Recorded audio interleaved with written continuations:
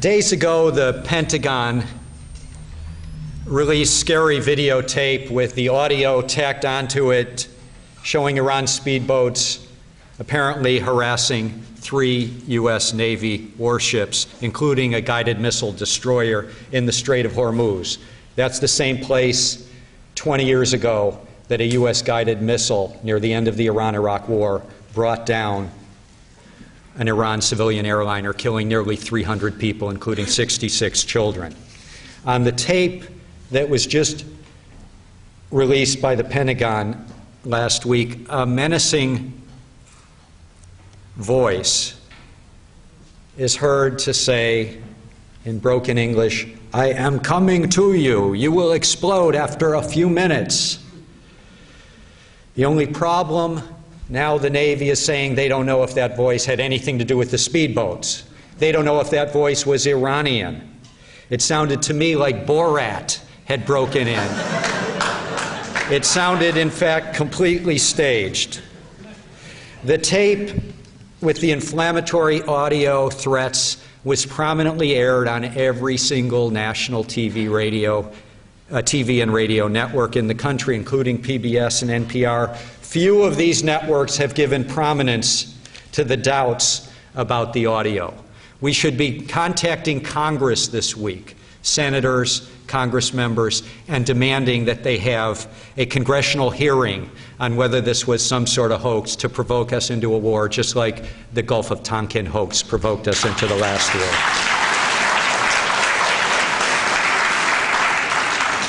The tape was used by President Bush to threaten Iran yet again with the words, "No option is off the table." He called it a provocation. It was nicely timed, this tape. Very nicely timed for his trip to the Middle East, where he wants to unite the Sunni and Arab regimes against the Shia and the Persians of Iran. Cheney, as you know, was in the Gulf a while back threatening Iran. American citizens have to ask themselves, who's threatening whom? Who's provoking whom? I try my best to imagine, as you know, I'm a student of talk radio and American media, try to imagine how talk radio in this country would react if somehow the situation were reversed, if somehow there were huge Iranian naval warships off the Atlantic Ocean. And I can almost hear that talk radio screamer Glenn Beck on CNN and on his many Clear Channel radio stations exhorting the yacht club members from the elite U.S. Republican Guard to go out and harass the Iranian warships with their yachts. The scenario, I guess, doesn't make a whole lot of sense because while well-off Republicans are very good at starting wars lately, they certainly don't like to fight in them.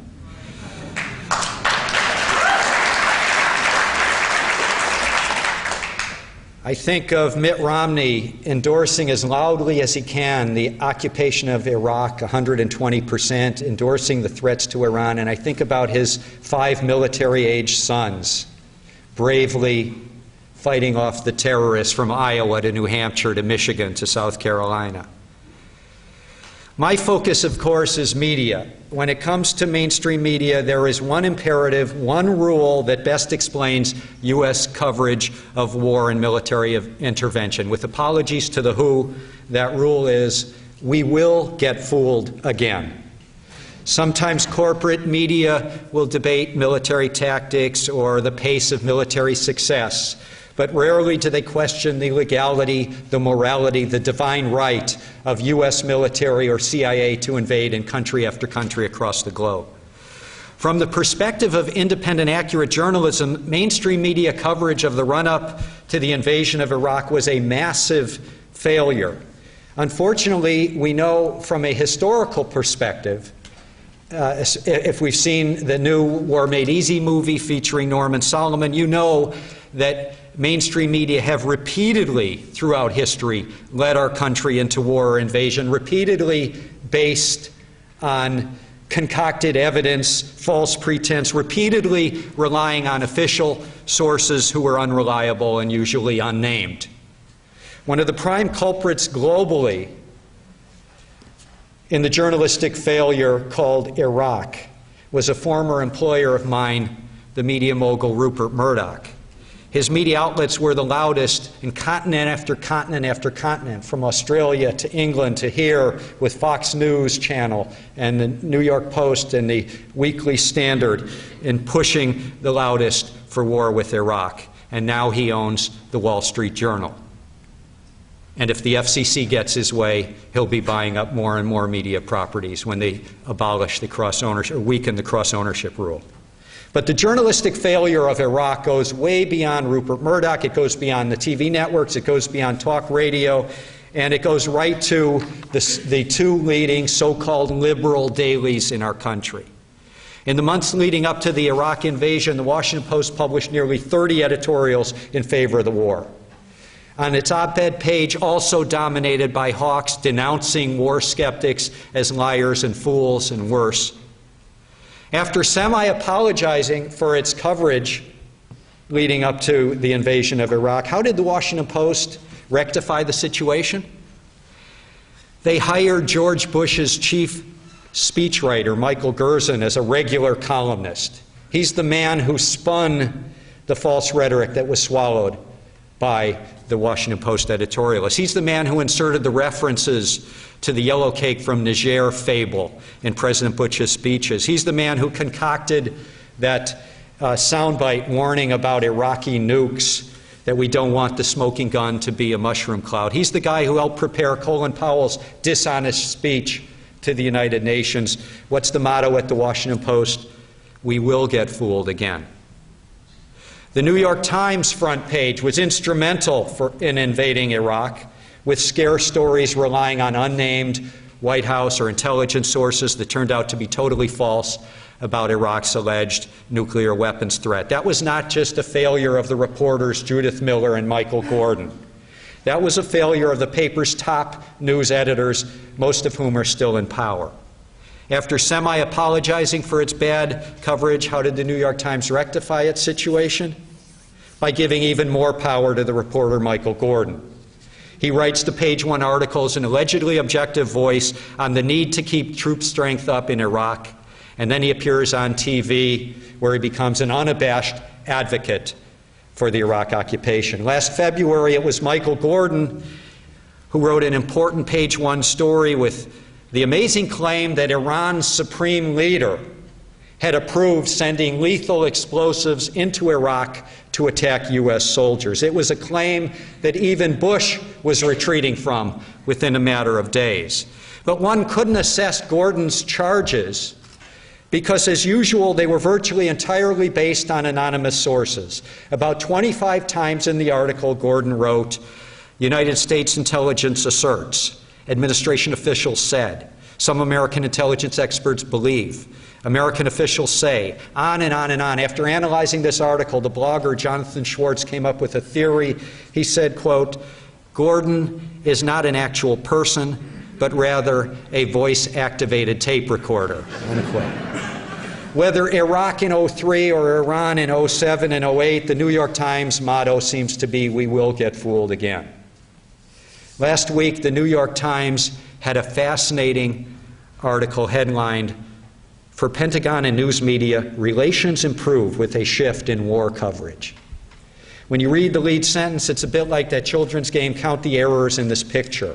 The lead sentence reads, the anguished relationship between the military and the news media appears to be on the mend as battlefield successes from the troop increase in Iraq are reflected in more upbeat news coverage. I mean, after reading this article, I began to think that we could come up with a solution at the New York Times if we just instituted random drug testing for hallucinatory drugs.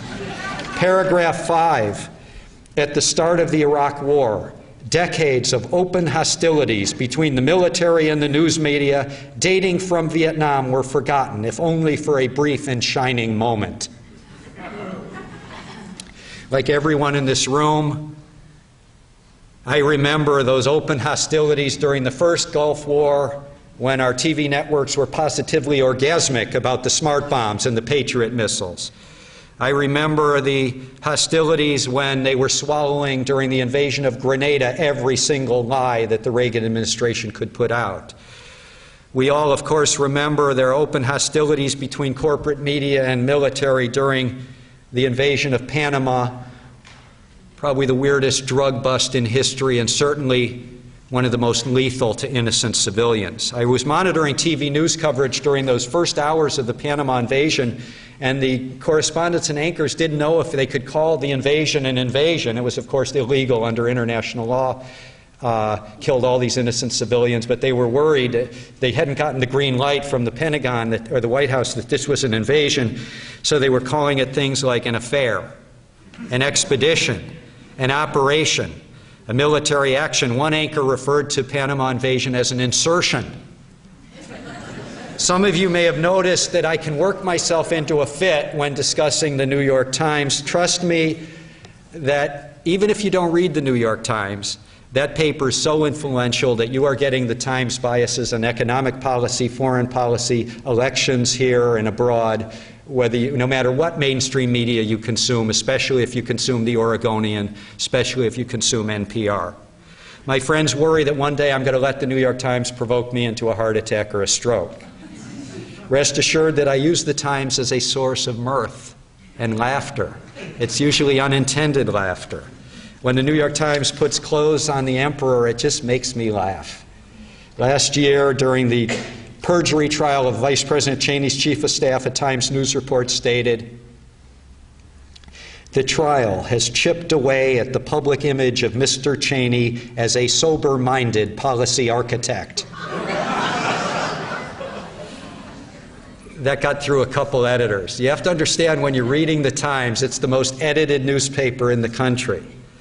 I also turned to the funniest part of the New York Times, which is the corrections box. The main function of that box, of course, with its picayune corrections of utterly insignificant facts, is to say everything else we reported yesterday is totally true. A few days ago, the Times offered this correction.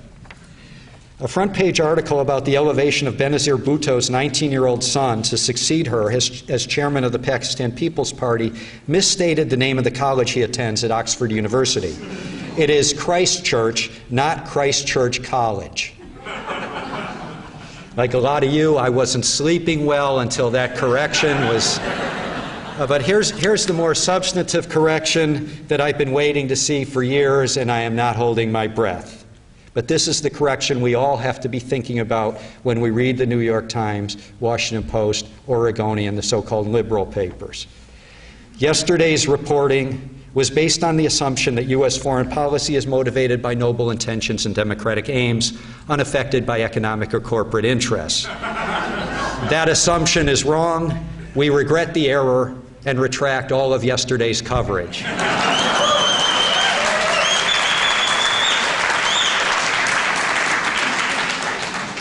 I'm just going to talk a few more minutes before I turn over the floor to Scott.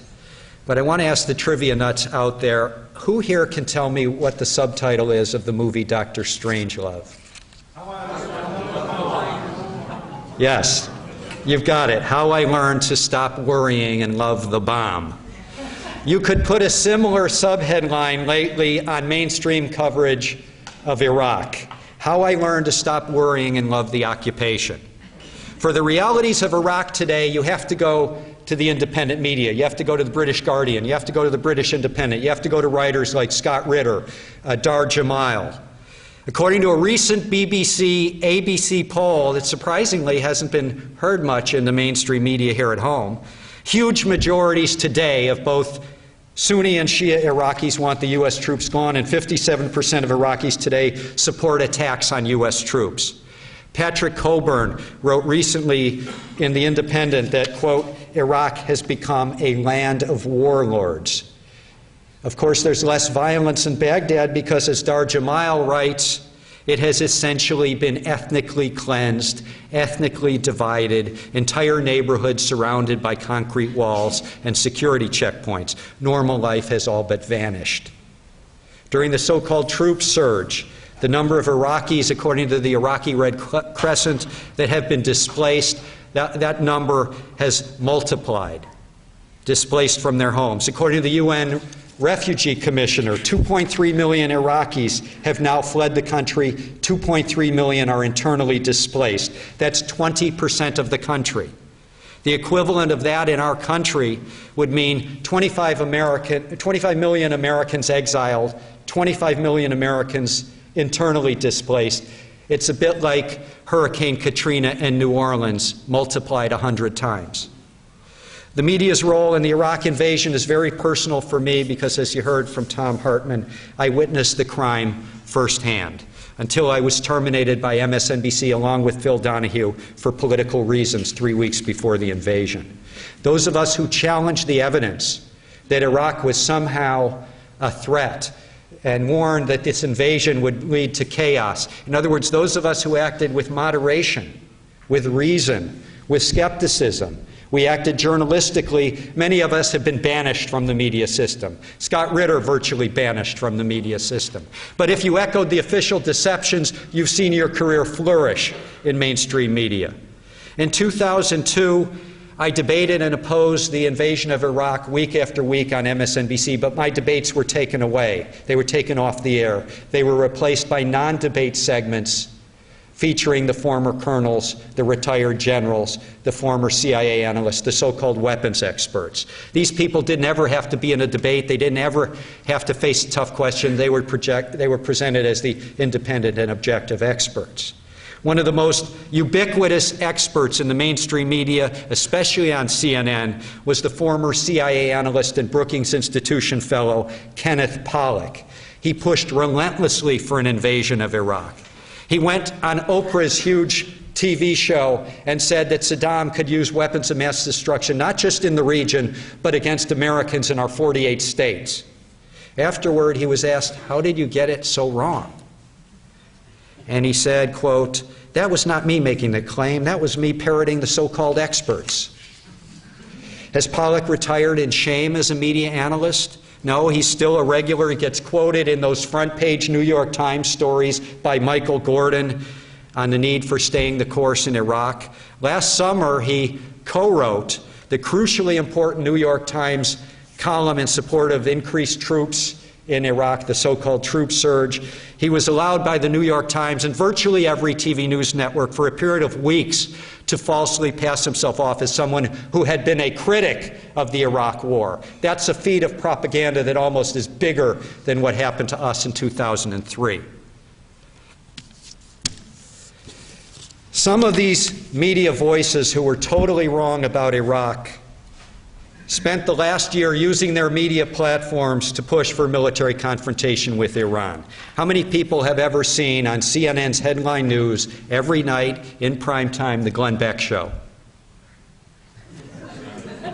How many are afraid to admit that they've seen the Glenn Beck Show? For those of you who have not seen it, he spent month after month after month for a period of about a year, year and a half, placing, this is on CNN, placing Iran behind every evil in the world except maybe erectile dysfunction. Beck was hired at CNN after he had been one of the biggest cheerleaders for the Iraq War, after he had been on the air on Clear Channel as a talk radio screamer, wishing for the violent death of Congressman Kucinich, wishing for the violent death of Michael Moore, calling Cindy Sheehan the big prostitute. That's CNN hiring Beck, saying we will get fooled again and we will do our best to try to fool you again. In late 2002, when we at MSNBC's Donahue Show would discuss booking Scott Ritter as a guest about Iraq, whose analysis, of course, has been completely vindicated by events, we would hear this whispered smear. Haven't you heard that Ritter is getting that covert funding from the Saddam Hussein government?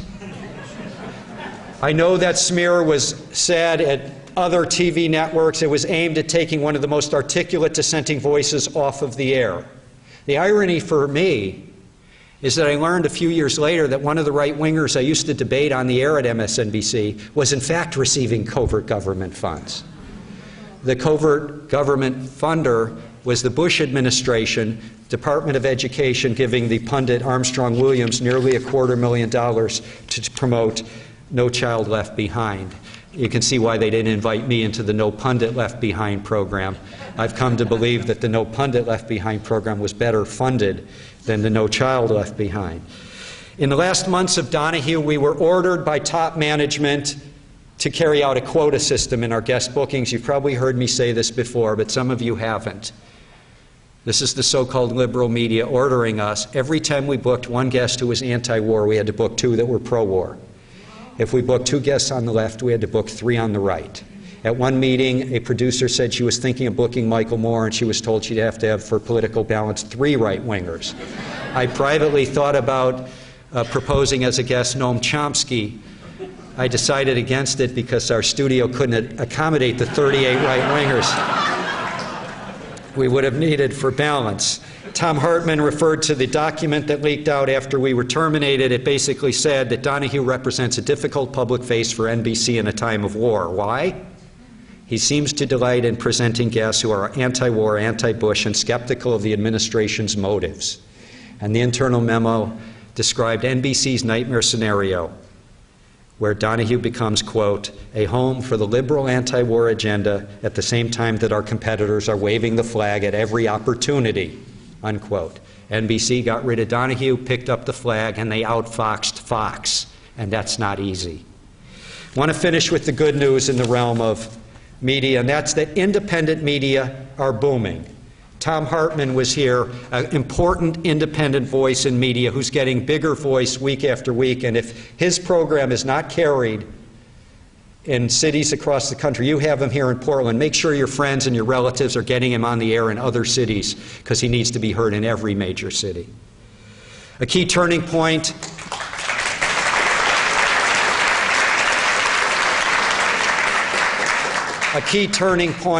in the growth of independent media was Iraq. As our country's invading Iraq, Phil Donahue is being terminated. Scott Ritter is basically being banished. I learned at MSNBC that the former U.S. Attorney General Ramsey Clark was on some sort of blacklist. They're waving flags, they're not doing journalism, and this led to a crisis of confidence among the American media consumer, and that is a great thing. As a consequence, BBC at the time was reporting increased audience from Americans. We now have millions of internal exiles from U.S. corporate media. These are exiles not just from the jingoism, but from the tabloidism of a mainstream media that is much more aggressive in investigating the criminal involvements of Paris Hilton and Britney Spears than war criminals and corporate criminals. Independent blogs that started in 2002 are booming, or later.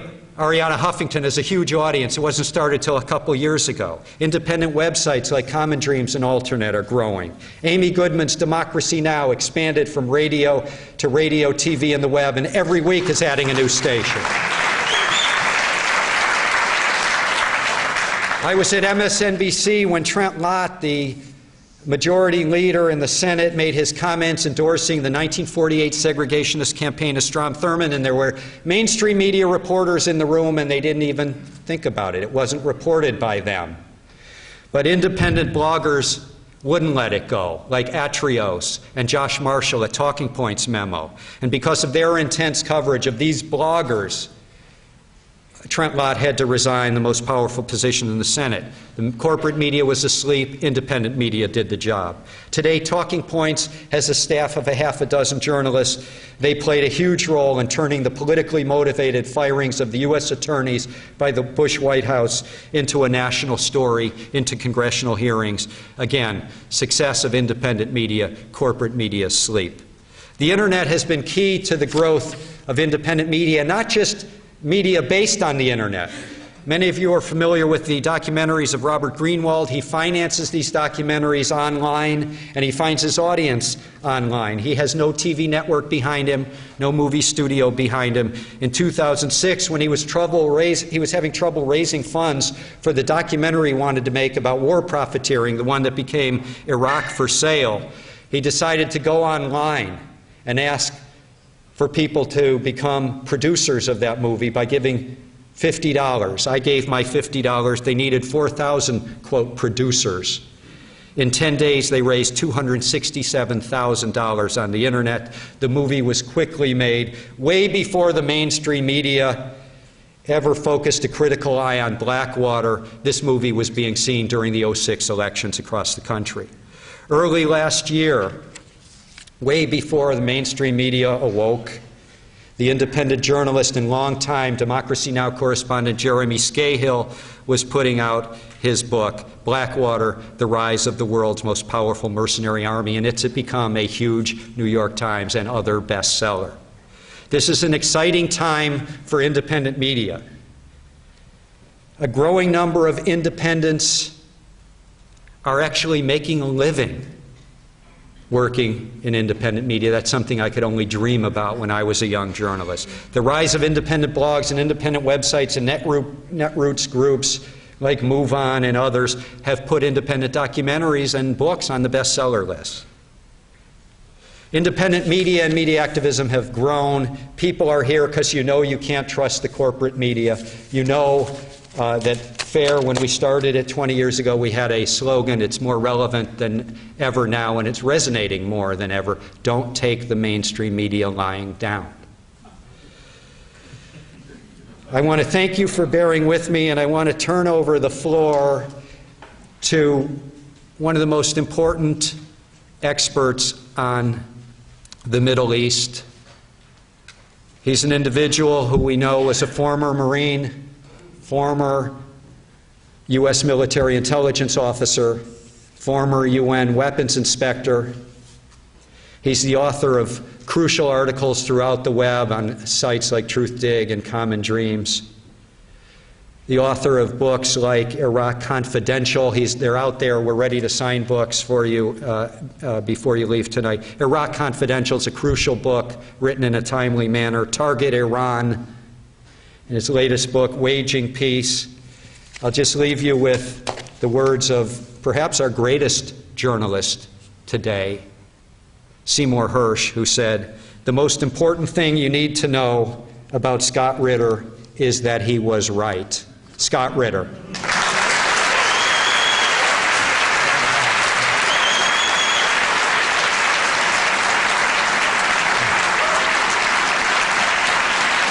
Thank you.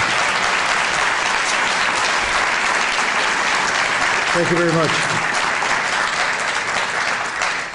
First of all, thank you very much, Jeff, for the fantastic presentation and the absolute wonderful introduction. I'm embarrassed almost by it. It's an honor and a privilege to be here today. You know, earlier today I had the distinct privilege of addressing this same forum with a different audience. It was the student body of Lincoln High School. And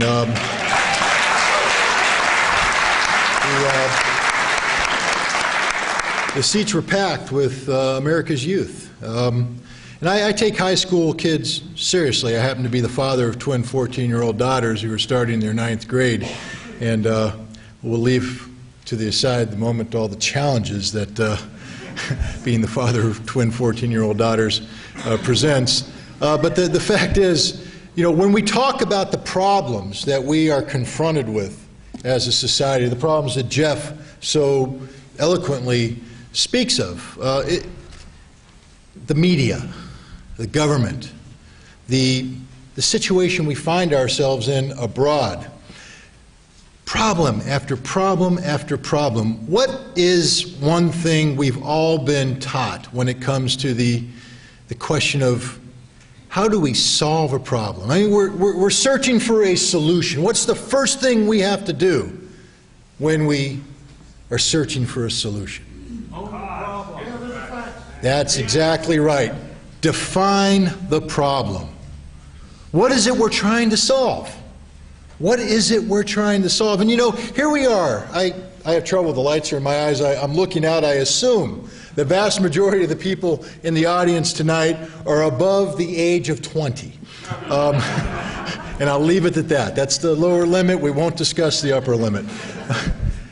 And my point is, you know, we've sort of settled into our life, our frame of reference. We know what we believe in.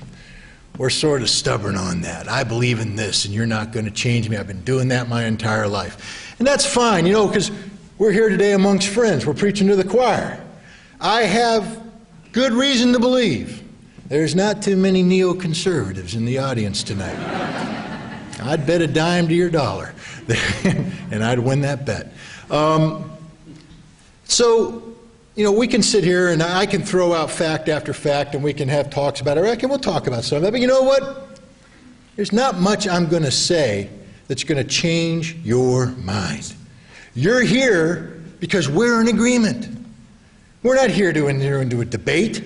I'm not going to debate you about the Iraq war. How many people actually believe that there were weapons of mass destruction in Iraq before we invaded? No, that debate's done. It actually never happened, but it's done. It's done. No, our problem isn't us. We're on the right side of history. We're on the right side of the facts. We're doing righteous work. The problem is there isn't enough of us. The problem is that when you take a look at this crowd, and I first of all thank you very much for coming out tonight, but we're not the problem. The problem is the rest of the population of Portland, Oregon, that's out there tonight doing their thing, ignorant of what's transpiring here, of what we're talking about here. And one of the main issues is that most of those people out there in Portland, Oregon tonight are over the age of 20. Like us, they are entrenched in their way of thinking. They've made up their mind. Whether it is to believe George Bush or whether it is to wallow in ignorance, they're happy. No, the high school kids is where it's at. Because that is the generation that needs to be impacted.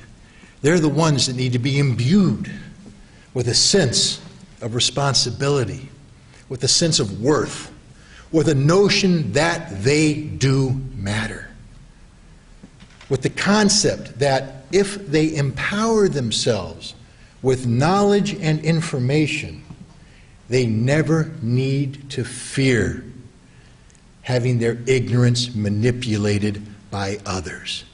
And frankly speaking, in this nation we call the United States of America, our major downfall collectively has been our ability to wallow in ignorance. And from that ignorance of the world we live in, fear is generated that enables politicians to manipulate us, to set us down a path that leads to death and destruction. Think about it. Think about it. Iraq. First of all, how many people, again, guys, I'm speaking to the choir, so when I say how many people, I'm not talking about ye who are in the audience tonight. We are true believers. I'm talking about the heathens that are out there walking the streets, living their lives, ignorant of what's going on. How many people actually could point out Iraq on a map? And yet we're going to go to war against this country. We were told that Saddam Hussein, that very name alone, brought in an image of a dark-haired, swarthy, mustachioed Stalin lookalike who would stare you down. And Saddam Hussein was the #1 threat in the world today, not only to America, but the world at large. This dictator from Tikrit, the leader of a nation of 24 million people, was somehow a big enough threat to put nearly 7 billion people quivering in their shoes. How absurd is that? How absurd is that notion? No, but it's okay. 24 million people reinforced by weapons of mass destruction. Think of that very term. Weapon of mass destruction. I know what a WMD is. At least I know how it's defined by U.S. code and by international law. How it was defined by the United Nations. Chemical weapons. They're horrible things. I'm not trying to denigrate them. I'm not trying to belittle them. A chemical weapon produced in its pure state can do horrible things to you. It can make you drown in place as it gets into your lungs and bursts and fills your lungs up with liquid.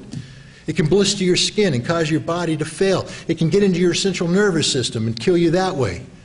Biological weapons does the same thing, except they use biology, not chemistry. Nuclear weapons can devastate entire cities.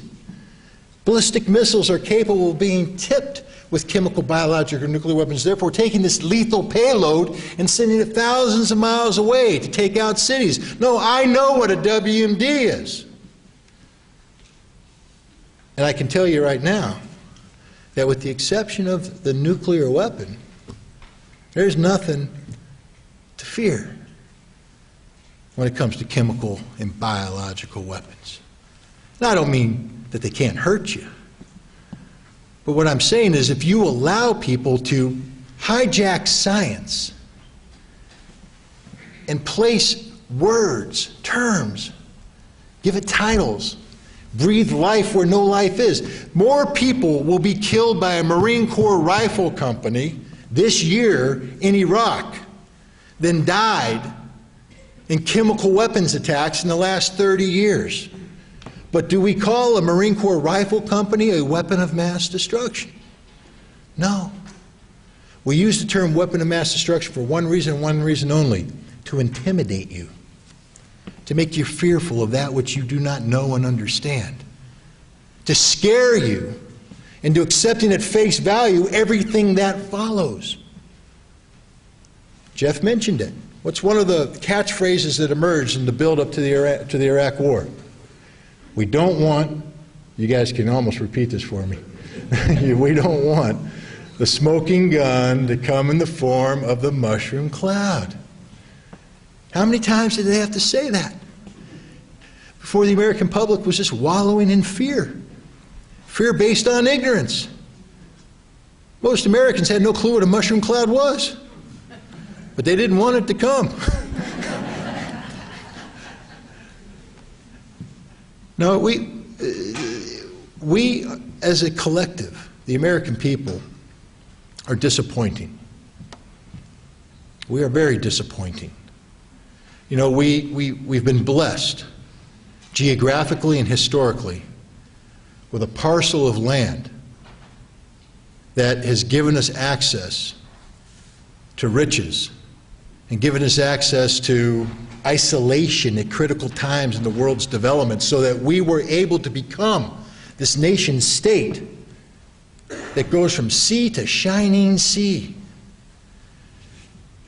And we were able to develop our wealth in a manner which makes us one of the richest nations on the face of the earth, isolated from the depravity that the rest of the world was going through and suffering from, so that we emerged relatively unscathed into the century we find ourselves in. We have no excuses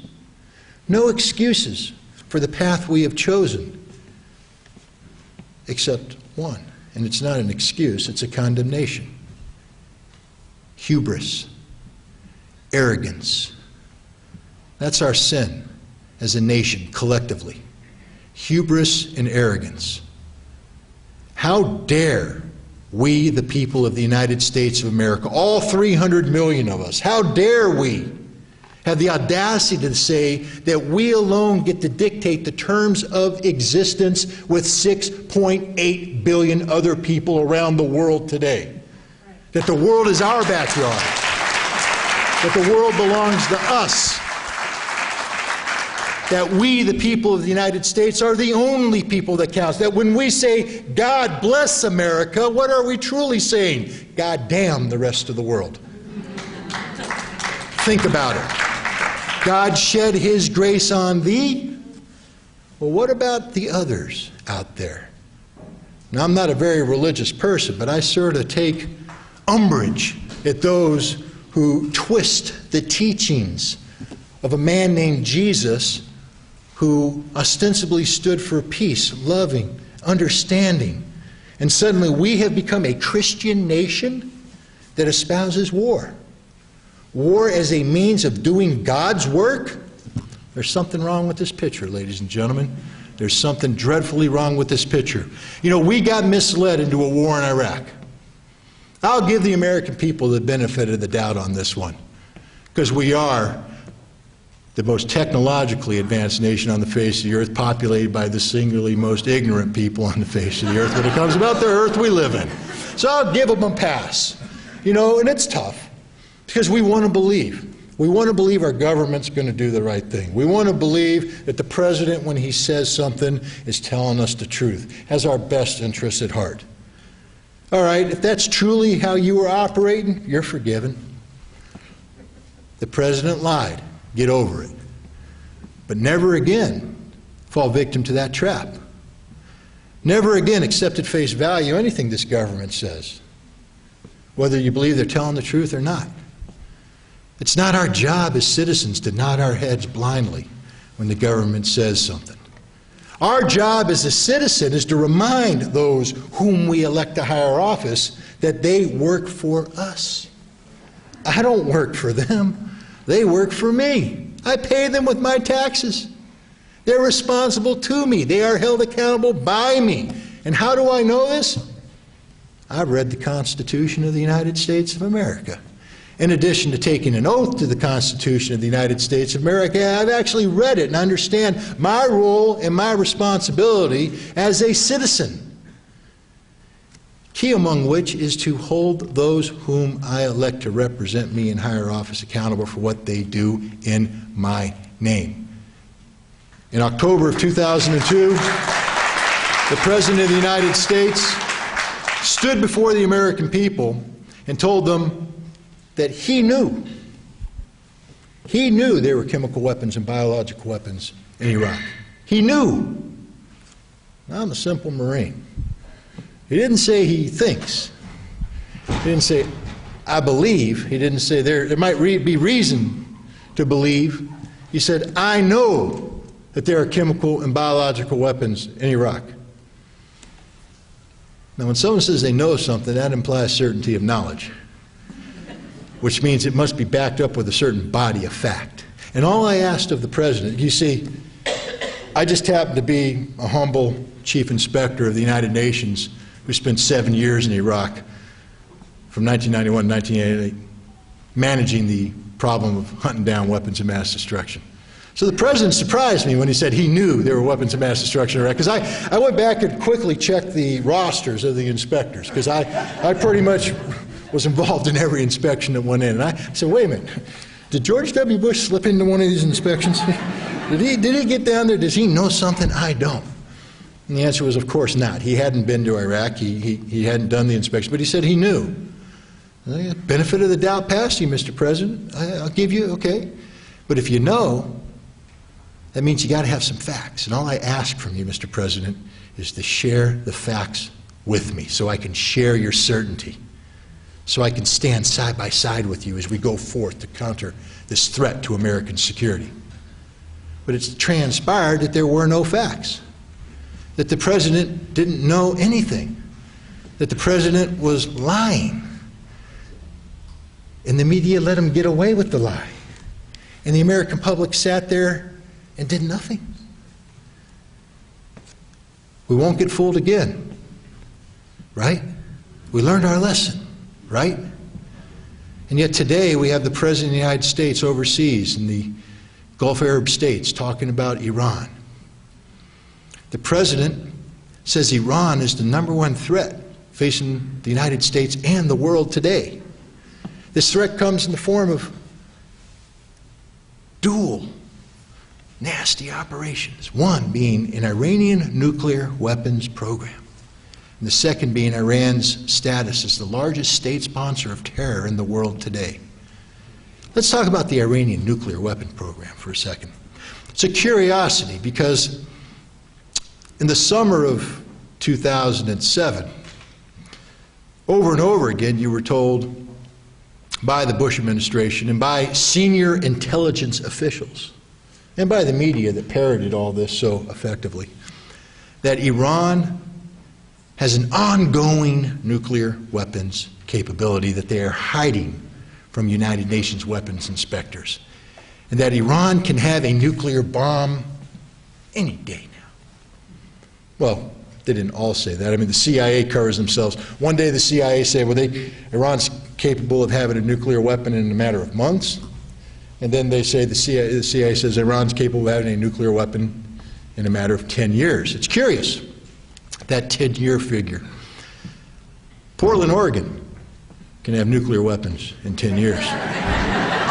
My hometown of Del Mar, New York, can have a nuclear weapons program in 10 years. You can pick any place on the face of the earth, and in 10 years, I can have a nuclear weapons program there if you give it enough money. If you say Iran can develop a nuclear weapon in 10 years, it means we don't know what they're doing. And that's the closest thing to the truth the CIA will ever come to saying about Iran. We don't know what they're doing. But in late 2007, the CIA published a national intelligence estimate that dramatically reversed the findings. They said, time out. We now believe that Iran stopped its nuclear weapons program in 2003, and that there is no ongoing nuclear weapons program activity in Iran today.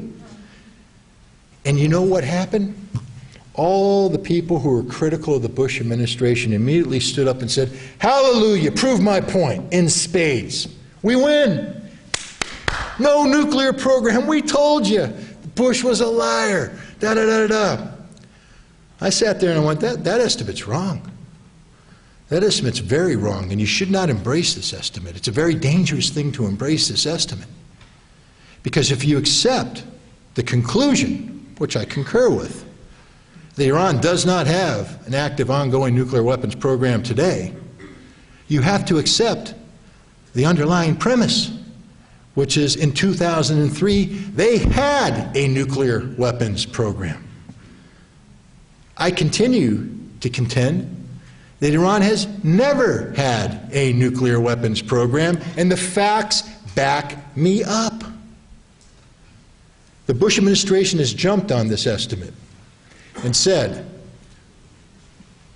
that the fact that Iran had a nuclear weapons program in 2003 and has not yet declared it means that they cannot be trusted, and that we don't know what truly is going on inside Iran today, and that they continue to be the #1 threat to international peace and security and the United States of America in the form of this undeclared nuclear weapons program. The president is overseas right now telling the Gulf Arab states that the threat to the world comes from Iran and its nuclear program, and it must be dealt with. If Iran does not answer the questions that the United States has spoon-fed the International Atomic Energy Agency to the satisfaction not of the international community, but of Washington, D.C., then the United States will have no choice but to act on what the president has said, which is all options remain on the table, including the military option. If you believe for a second that there is not an imminent threat of war between the United States and Iran, you are wrong, ladies and gentlemen, because this president wants war. This president has said that he will solve the Iranian problem before he leaves office, and that solution will be inclusive of regime change in Iran. And that will not come peacefully. Ladies and gentlemen, we are on the verge of war. That's why I'm excited. Not because I'm happy, it's because I'm angry. We're on the verge of war, but our nation is sleepwalking. We pretend there is not a problem at all. No, there is a huge problem, ladies and gentlemen. A huge problem. The president says there's another thing we need to be worried about. Iran's status as the largest state sponsor of terror in the world today. They back this up with talk about Iran's relationship with Hezbollah in southern Lebanon. And they call Hezbollah a terrorist organization. The fact that Iran continues to fund Hezbollah and support Hezbollah proves the president's point. Now, I'm not here to defend Hezbollah or speak high praise of Hezbollah, but I'm an American. When was the last time Hezbollah attacked the United States of America? Why do I really give a rat's butt about Hezbollah? Now, if I were Israeli, I'd care. I'd be concerned about Hezbollah. I'd also have to sit there and go, wait a minute, what's the cause and effect relationship again? Israel invades and occupies southern Lebanon, and Hezbollah is formed to kick Israel out of southern Lebanon. Who's the terrorist? I don't know. I asked the kids today, and I'll ask you the question here. How many people saw that movie? It's a classic, and I say that with all the sarcasm I can muster. Red Dawn. Oh, yeah. Red Dawn. It's a great movie. I mean, it's awesome. Really, it is. You got the Russians and the Cubans invading America. Now, for all you closet socialists out there, it was just a movie. Okay. They invade and they occupy America, and it's based in Colorado, you see, and you're up there, and you got this community, and they got a high school, and the motto of the high school, the slogan is the Wolverines, tough little critters, ornery. And the Wolverines are out there hunting, doing whatever high school kids do up in Colorado in the mountains, and the Russians and the Cubans come in, and they occupy their town. And the kids are saying, this will not stand. We can't have oppressors in our town. And they watch in frustration as the Russians and the Cubans kick down the doors of their houses and drag their fathers and their older brothers off and put their mothers in camps and maltreat everybody. And they say, not on my watch. And so they take the Russians and the Cubans on, but they can't match them toe-to-toe because the Russians got these tanks, these helicopters and stuff. So they come up with innovative ways of opposing these brutal occupiers. They blow them up with car bombs. They shoot them with flaming arrows. That's one of my favorite. You know, when the Russian gets hit with a flaming arrow and screams and runs around. Good stuff, great cinematography. But the bottom line is they end up blowing up these Russians in these sneak attacks, and they stand up there and they shout, Wolverine! Now, big question. Are the Wolverines patriots or terrorists? Are the Wolverines patriots or terrorists? Now, the perspective is all important here. From the perspective of the United States of America, these are hyper-patriots. They're taking down the brutal occupier. But now I remember watching that movie, and you got the Russians and the Cubans coming together, and they're calling these guys brutal terrorists, and they're putting together a task force to take down the terrorists, take down the cells, take down the families. Iran is the largest state sponsor of terror in the world today, we are told. Wow. I would like to believe that anybody, if you take U.S. code in the definition of terrorism, and I can't quote it to you verbatim here, but the notion is using violence as a means of pursuing political objectives. That's sort of what it talks about. Violence is a means of pursuing political objectives. The United States invades and occupies Iraq in violation of international law to pursue an ideological objective of achieving regime change in a nation to impose American will on a region. Violence to achieve. Who's the terrorist in Iraq? Us or them? And I'm not denigrating the American soldier, sailor, airman, and Marine. They're doing a job. But it's a nasty job they've been asked to do. It's an illegitimate job. It's a job they should never have been given. It's a job we, the people of the United States, should reject. Iran is the largest state sponsor of terror in the world today? No, ladies and gentlemen, no. If you want to point a finger at the largest sponsor of state terrorism in the world today, point it right at ourselves. It's the United States of America seeking to impose our will on 6.8 billion others. And unless we correct this,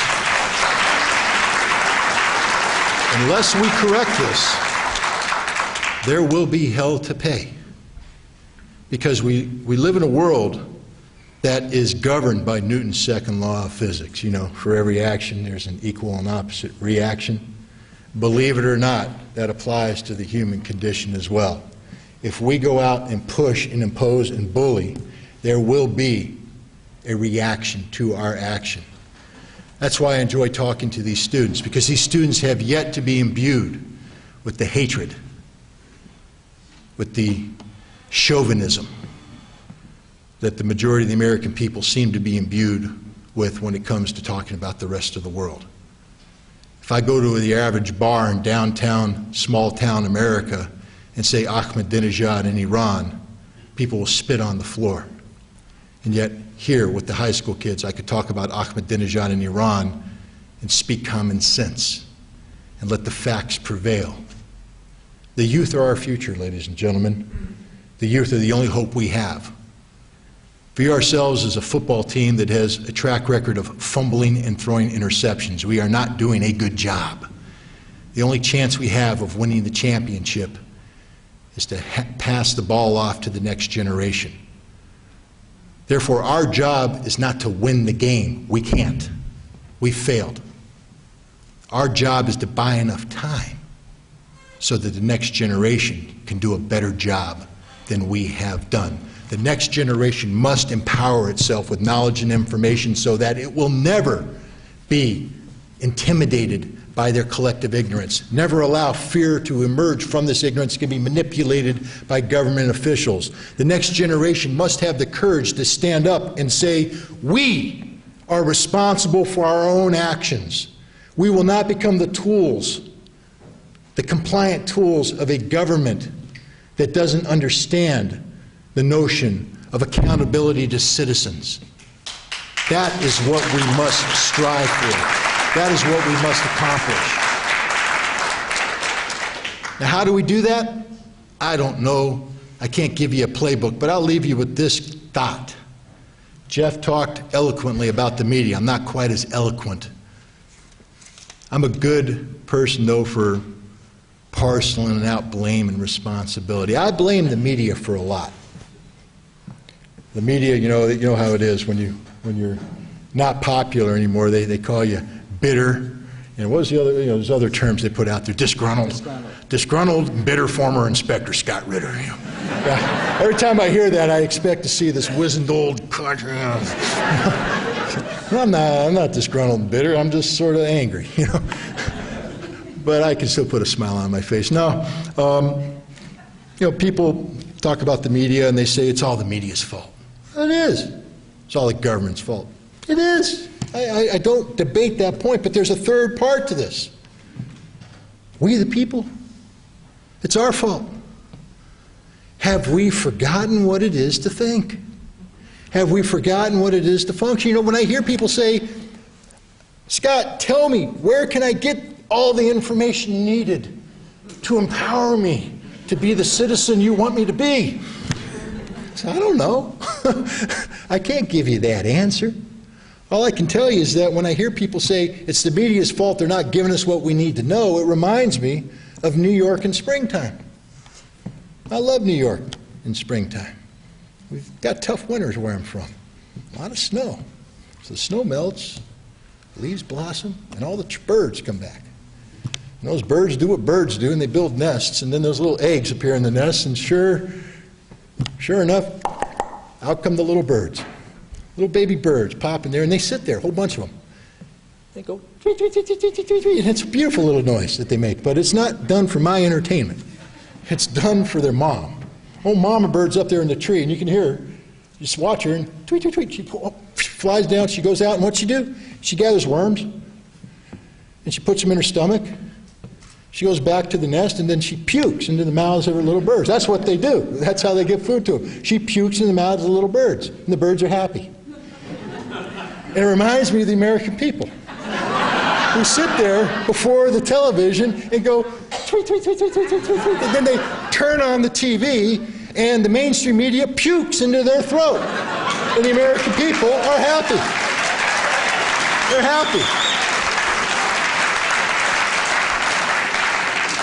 Ladies and gentlemen, we can't afford to be little birds anymore. We have to become hunter raptors. And what I mean by that is we don't wait for someone to give us the news. I call it the London effect. I go to London often, and when I go to a London hotel, I wake up in the morning, I go down to eat the wonderful breakfast that the British serve, and there's 5 newspapers there. And I get to pick up all 5 newspapers, and if I pick up the Guardian, I know the Guardian is the mouthpiece of the labor organization. It's got a built-in bias. The Guardian doesn't pretend to be anything other than what it is, the mouthpiece of the left. I pick up the Times of London, it's the mouthpiece of the right. It doesn't pretend to be anything other than that. I got the Independent, Social Democrats. You go on and on and on. I get the Sun, I don't know what the Sun is, Rupert Murdoch, I guess, yeah. But bottom line is, they don't pretend to be, it's not like the New York Times where they pretend to be all the news that's fit to print, and the American people buy into this nonsense. The British don't play that game. It's the Guardian. They will publish what's beneficial to the left. It's the Times. They will publish what's beneficial to the right, and you know that when you read it. So you read all 5 newspapers, and you start saying, how come the Guardian gave more weight to this, and the Times gave less weight to that? What's going on there? How come they over-reported this, under-reported that? You take all the facts, and you know what happens as you start to read the 5 newspapers? An amazing thing. You form an independent point of view. Ooh, scary concept. I'm suddenly able to think on my own. I'm not held prisoner to the Guardian, the Times, the Independent, or the Telegraph. I got my own point of view. What happened? The most powerful supercomputer on the face of the earth, the one between this earlobe and this earlobe, suddenly engaged. And that's what we need to do. We need to start empowering ourselves, not by waiting for someone to puke down our throats, but to go out and gather the information and form the point of view on our own. And if we're too old and stubborn to do that, then we need to empower our youth to do that. And that should be our project, ladies and gentlemen, empowering America's youth to think on their own, to become the kind of citizen this nation must have if it is to survive. Thank you very much. It was a pleasure talking to you.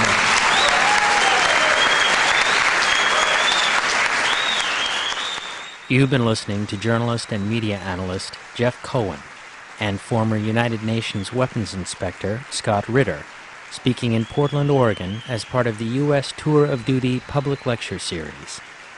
In a moment, we'll return to the question and answer session from this program. Jeff Cohen is founder of Fairness and Accuracy in Reporting. His books include The Wizards of Media Oz, co-authored with Norman Solomon, and most recently, Cable News Confidential, My Misadventures in Corporate Media. To find out more about Jeff Cohen and his work, please visit his website at www.jeffcohen.org. Scott Ritter is author of Iraq Confidential, The Untold Story of the Intelligence Conspiracy to Undermine the UN and Overthrow Saddam Hussein, and Target Iran, The Truth About the White House's Plans for Regime Change, and Waging Peace, The Art of War for the Anti-War Movement. And now we return to the question and answer session of this program. The first question has to do with the presidential race. If Clinton is elected, what are the prospects for ending the war in Iraq? Okay, thank you, Kim. And Progressive Democrats of America, Liz, I should admit, I'm on the National Advisory Board. It's a group that includes 7 of the best Congress members, Cindy Sheehan, Medea Benjamin, trying to put together an independent grassroots movement to take over and transform that party. In terms of Hillary Clinton, it's not something you want to get me started on. If you go to my website, jeffcohen.org, you'll see that I've been writing about her. I live in New York along with Scott. I've never voted for a Clinton. I never expect I ever will. The closer you look at the Clintons, you see politicians that are out for themselves, in service to big power interests, unwilling to change a U.S. foreign policy that, as Scott Ritter has pointed out, is utterly out of control. People ask me, what do you do in a situation where Obama seems to be trying to imitate Hillary? They're trying for vagueness, for national chauvinism, for militarism, for Israel right or wrongism, for threatening the Iranianism, if that's an ism. So the point is that I believe Obama would appoint a slightly better cabinet and slightly better people. I believe John Edwards would appoint a cabinet like we haven't seen since Franklin Roosevelt.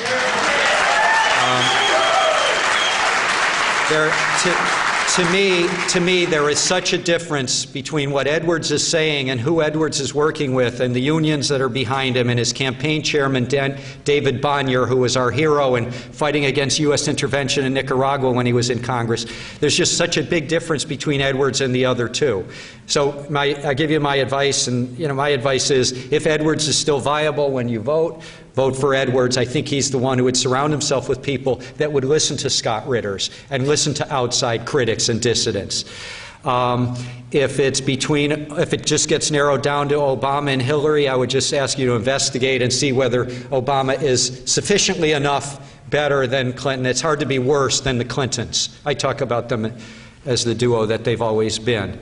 If it's just Hillary and Kucinich, proudly organized for Kucinich. I believe a vote for Kucinich is a smart vote, it's an ethical vote, it's a good vote, but I'm telling you that if I get a chance to vote and Edwards is still in the race, while he's far from perfect, I'm going to proudly vote for John Edwards.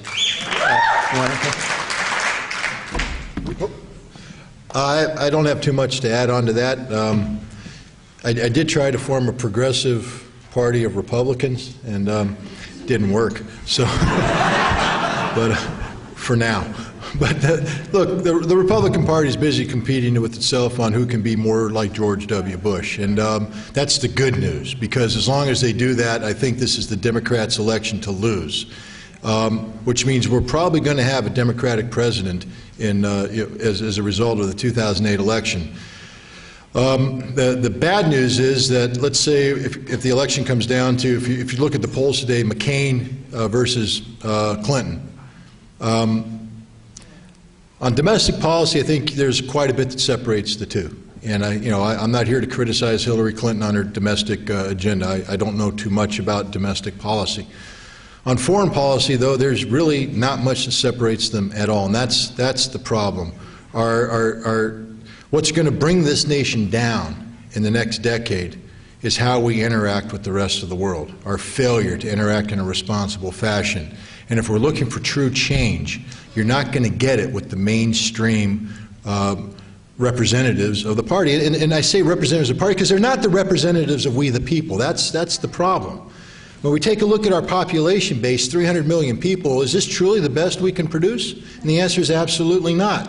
And so we have to talk about why it is we're confronted with this horrific situation where we have Hillary Clinton, John McCain representing the best our country can offer as our nation's leader. And the answer basically comes down to one thing. It is campaign finance reform. And if there's one thing I can encourage people to focus on when it comes to domestic policy, it is campaign finance reform. We have to eliminate the power that moneyed special interests have in placing their representatives on our ballot. Thanks.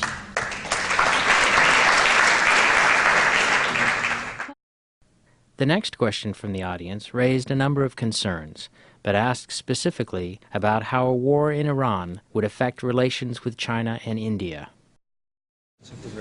What I would say about, look, again, I'm not a domestic policy person. I've expressed my dissatisfaction with how Congress does the people's business, because it doesn't do the people's business, it does the business of special interest. The war in Iraq and the war in Iran, the one thing you talked about, how you said at the end how it can affect India and China. I'm not worried at all about India and China or Russia or any other nation becoming involved militarily as a result. Why would they?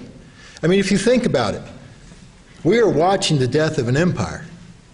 We're watching the demise of the new Rome.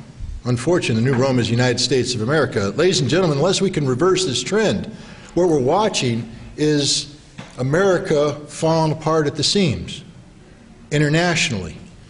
I don't want that as an American. I actually believe that the United States of America has a role to play in terms of leadership in the world today. Not leadership of the dictatorship kind, but leadership of the kind that comes with moral integrity.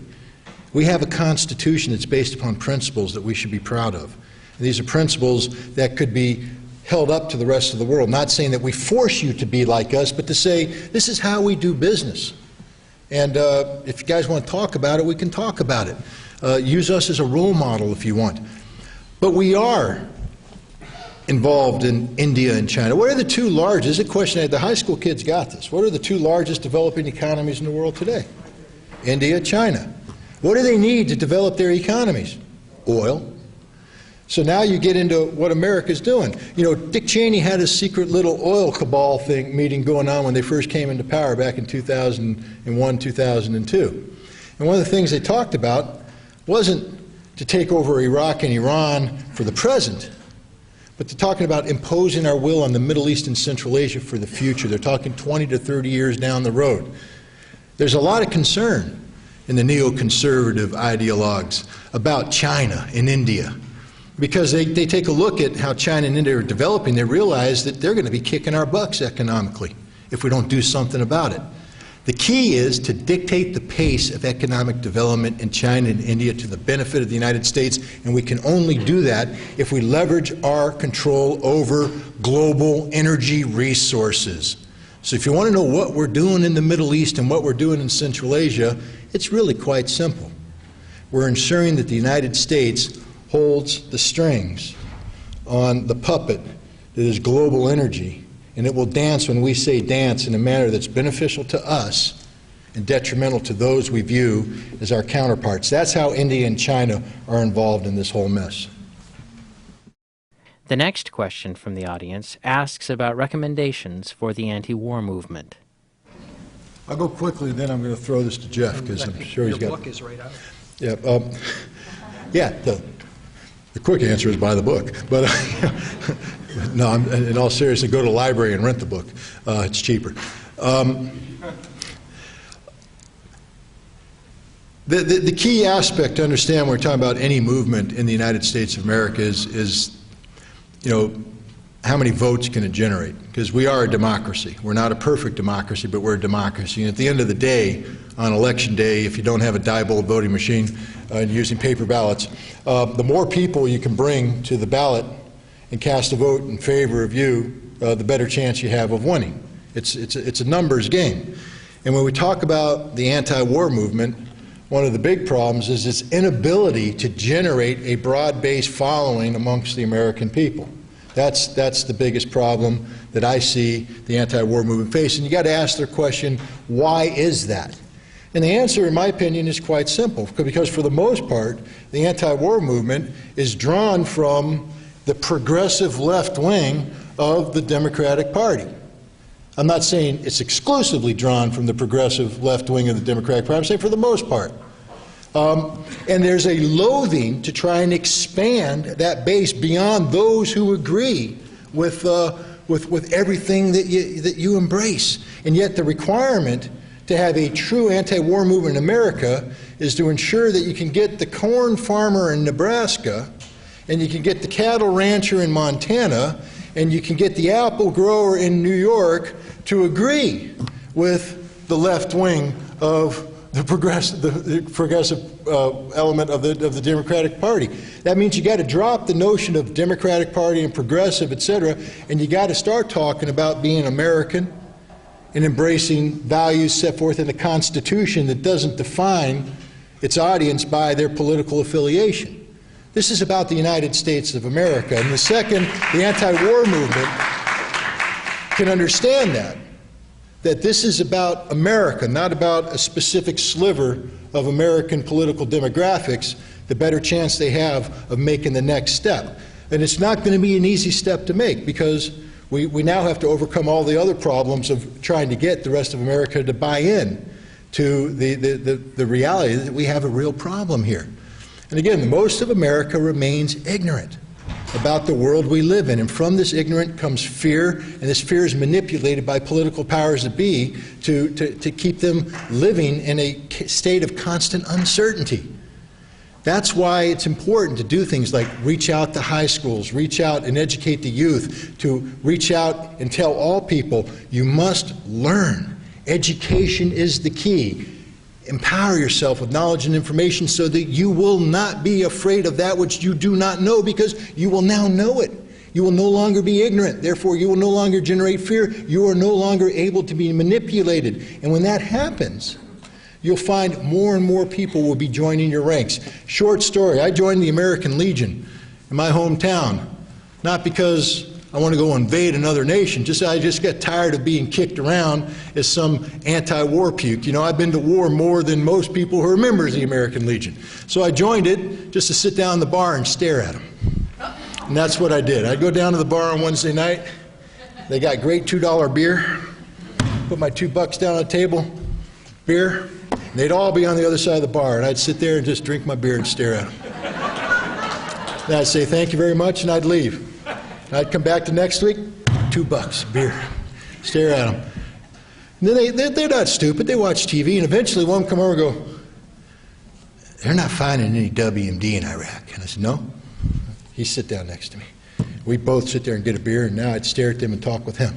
And sooner or later, they all generated over. Now when I go to the American Legion, I'm welcome in open arms.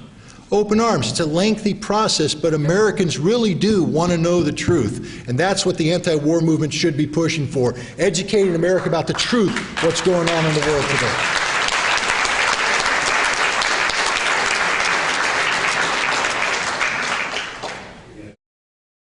The next question asks for an update on the special operations that the United States already has underway in Iran. One of the things that and I can say this as somebody who used to work in that world, one of the things that special operators hate is having their operations discussed on national TV and in newspapers, because it usually means the end of the operation. We know a couple of things are occurring in that area. We know that there's continued support by the CIA of anti-Iranian regime forces out of Baluchistan and Pakistan, that they carry out what they call direct action operations in the area of Iran around the city of Zahedan. Direct action means they blow up cars, they set off car bombs, and they assassinate figures. There's another term for that we use. It's called terrorism. And that's what's happening. We know that that's ongoing as we speak. We know that we continue to fund the MEK, the Mujahideen al-Khalq, operating out of bases in Iraq that are controlled by the CIA and the Department of Defense, and that these MEK operatives are working across the border to gather intelligence for the purpose of overthrowing the regime in Tehran.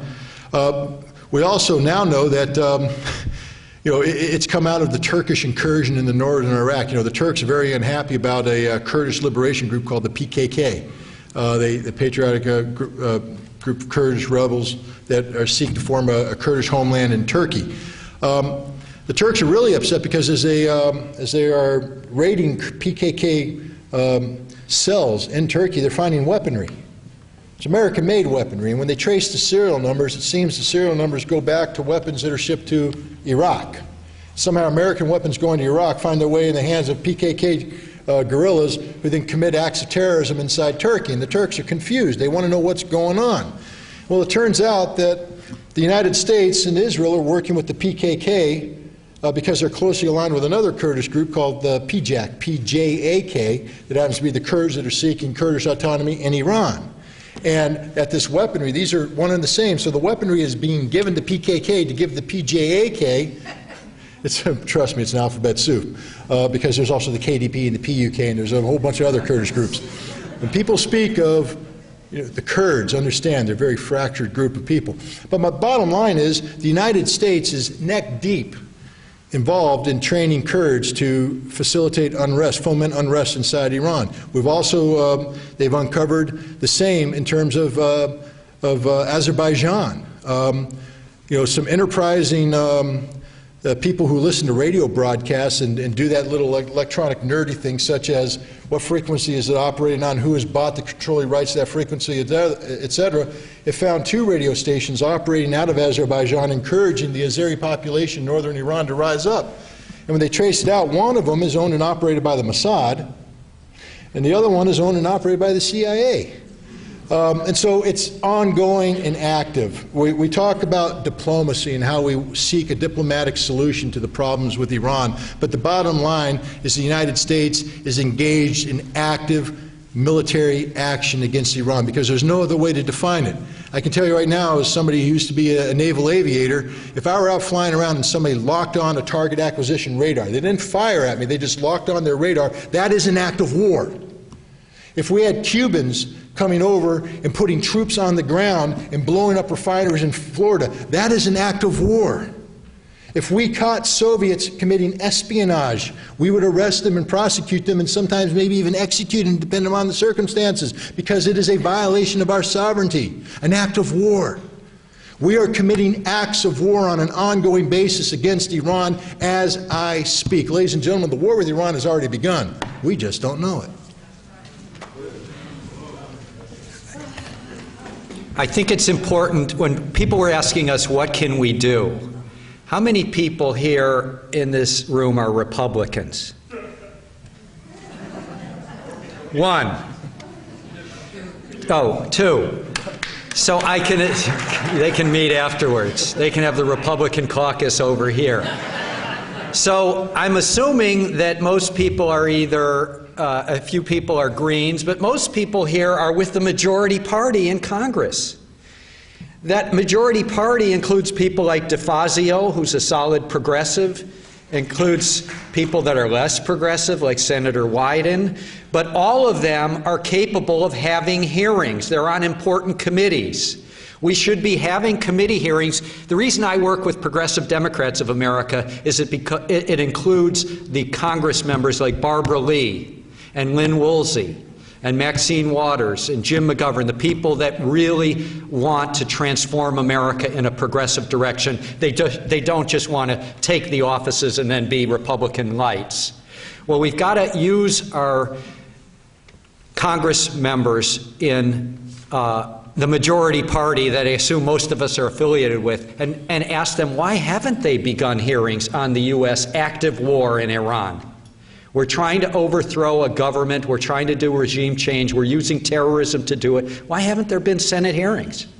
Why haven't there been Senate hearings beginning this week? And this is a demand that you heard me make earlier.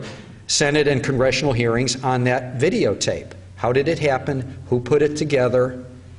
Who added the audio?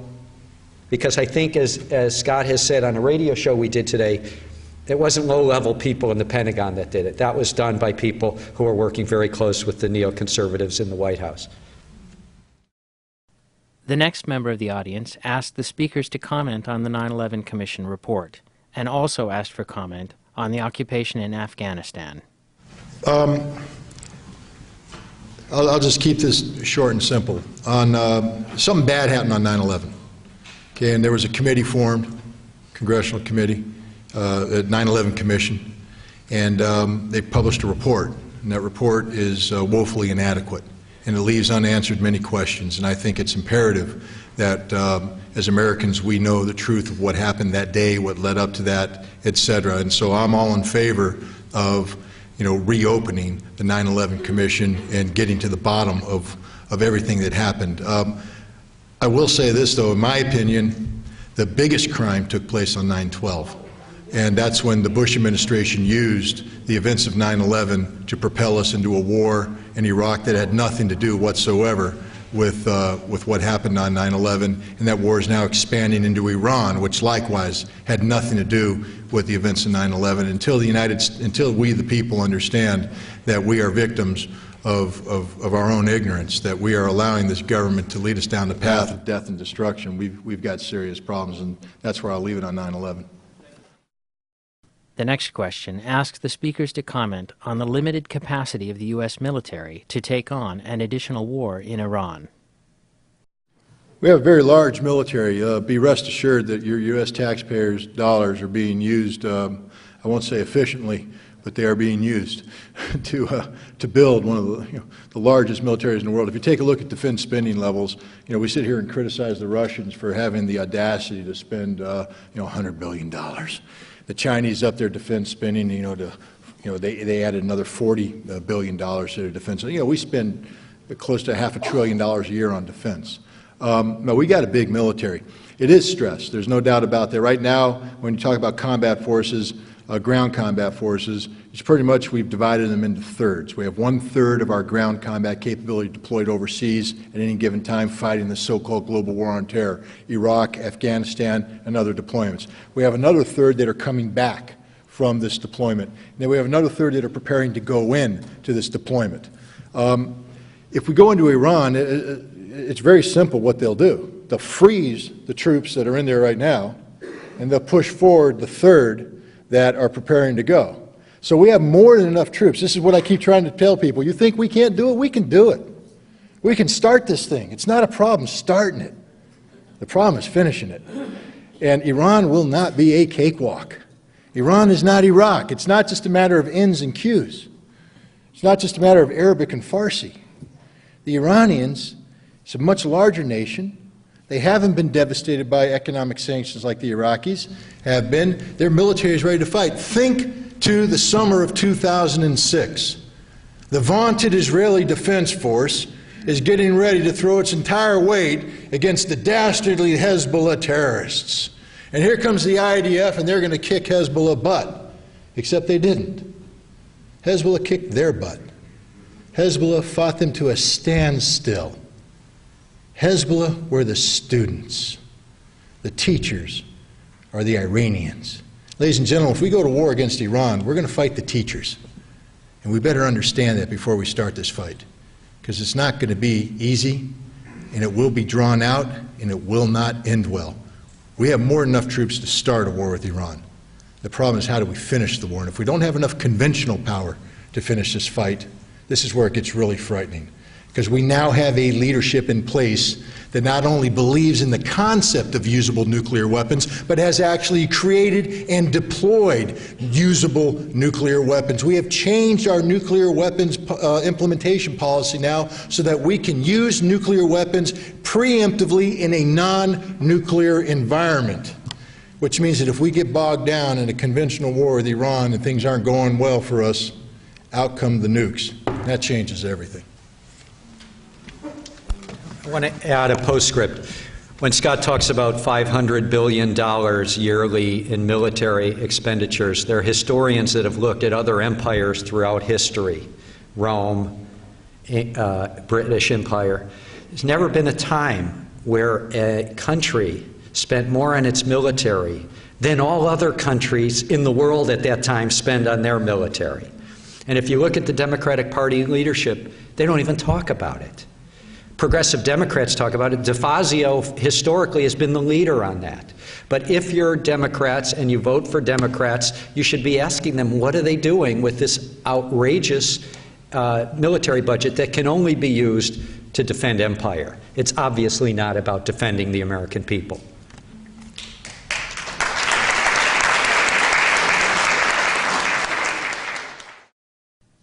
The next question asks how likely it is that Mohammed el-Baradei, the UN weapons inspector, would be successful in convincing Europeans that they are safe from a nuclear threat from Iran. And this questioner also asks, what in the world was Colin Powell thinking? What in the world was Colin Powell? Colin Powell thinking, okay.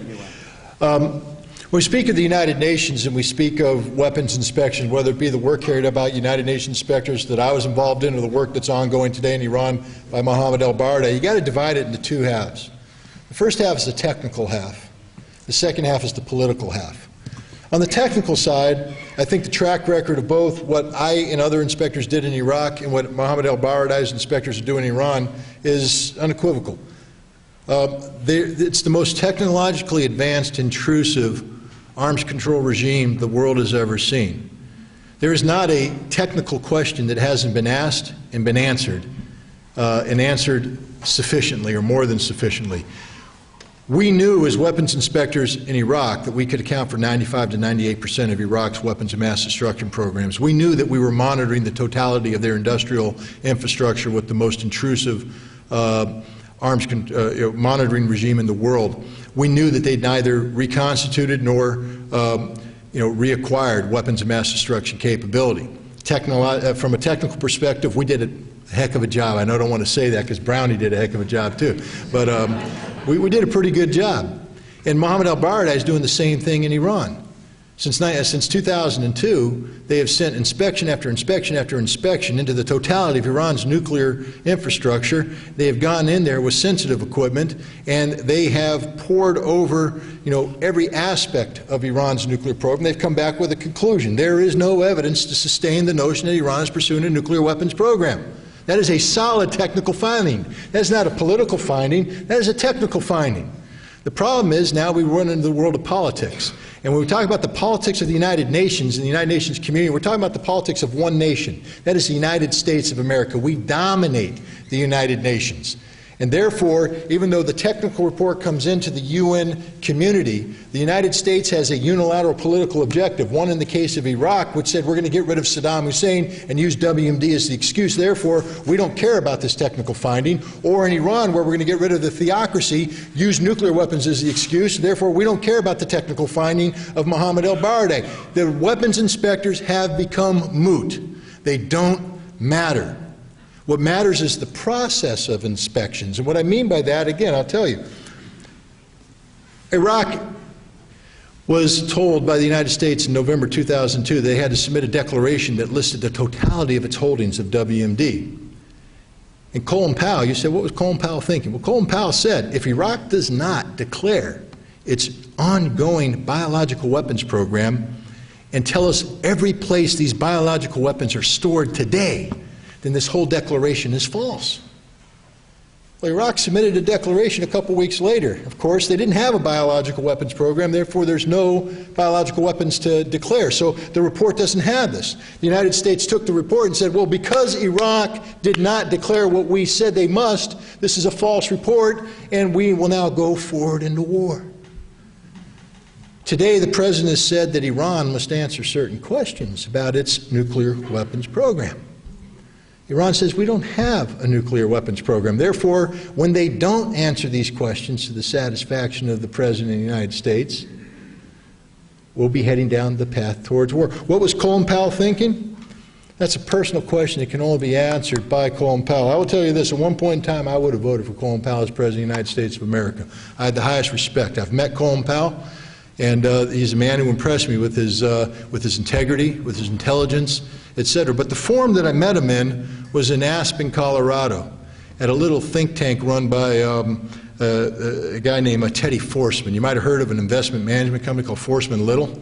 They're a leveraged buyout company. The guy's worth billions. In September of 1998, right after I resigned from the UN, I got a phone call. Teddy Forsman himself. I had no clue who he was because I don't invest money. I don't have money to invest. And he goes, hey, we want to invite you out to this little thing we're doing in Aspen. I said, okay, I'll come on out. He said, go down to the airport. They had a Gulfstream 5, nice jet, fly me out to Aspen, Colorado, in a limo, take me to the Jerome Hotel. I mean, this was cool stuff. The next morning, they got the first panel. They got like 4 panels going. The first panel is a foreign policy panel. Sam Nunn, Henry Kissinger, Colin Powell, the biggest names in foreign policy are there on this panel. I said, my God, this is heavy hitters. Then they had one of these medical panels. You had the guy who invented the heart, the Jarvik heart. You had the guy who cloned Dolly. And you had all these other heavy hitters there. And I'm going, this is amazing. When I found, I said, what? How did they get all these people here? Well, the answer is they're all sitting on boards run by Forsman Little. And they all have board memberships. Colin Powell sits on a number of boards run by Forsman Little. His retirement as a 4-star general is not very much. The money he makes with board membership runs into hundreds of thousands. So the money he makes in board membership events, sponsorships, run into the millions. What was Colin Powell thinking? About his economic future. Colin Powell understood that if he rocks the boat, he is biting the hand that feeds him. Colin Powell was playing the game because he bought into the game. And that's exactly, from my point of view, what happened to Colin Powell and why he told a lie when he knew it was a lie, even though it violated everything he claimed he stood for. Because at the end of the day, when Colin Powell weighed his integrity and his honor against the dollar won out. And it was a sad day for Colin Powell and a sad day for the United States of America.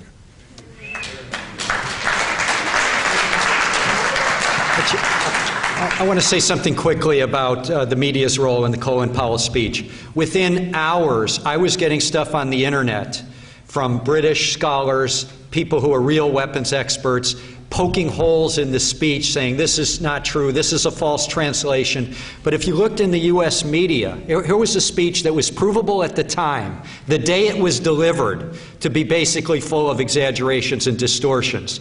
And what happened in the media? No one in the country who got their news from TV networks heard any of these voices. Why? FAIR did a study on these 2 crucial weeks, 1 week before and 1 week after Powell's speech, to see who was allowed to speak about Iraq on the biggest TV networks, ABC, CBS, NBC, and so-called public TV, PBS, their biggest news shows. 390 people were allowed to speak. Only 3 of them were war critics. That's a debate that's less than 1% were dissenting voices. I always look for silver linings when I'm analyzing the media. I like to think that when you look at the debate that happened there, it was a little better than the debate on Soviet TV before they invaded Afghanistan.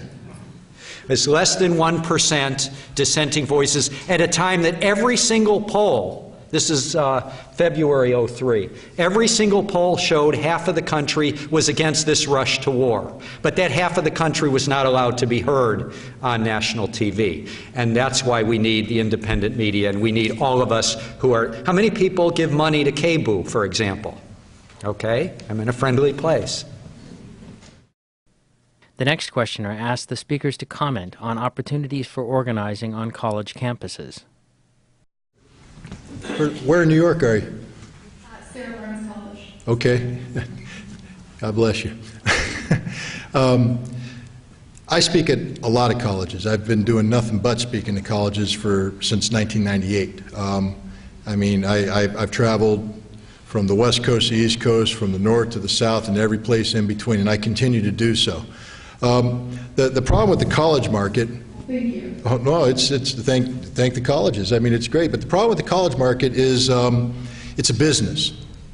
Okay, you want to speak at colleges, you just don't go and say, hey, see, right now, when I was told I was going to come out west and talk, I was asked by Jeff Norman, he said, are you willing to talk at high schools? And I said, yeah, every single one you can line up. And high schools are like, hey, yeah, we'll do this, we'll do this, we'll do that. It's not a problem. You want to speak at a college, you got to have a speaker's bureau. So you join a speakers bureau. I did that. I joined a speakers bureau, and they go out there and they pitch to colleges. The last 2 years are some of the most critical years in modern American history when we talk about war and peace issues. All right, especially let's take this year. We're talking about Iran. Talk about the potential of war with Iran.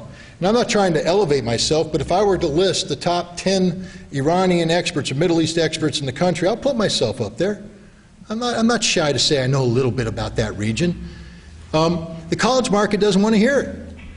I mean, the people who go and pitch the college market say, that's too heavy, man. That's too depressing. The kids don't want to hear that right now. Now, I know the students want to hear it, but the people who control the money on the campuses, who can bring in the speakers, are saying, we need something a little bit lighter. At least this is what I'm being told by my speakers bureau.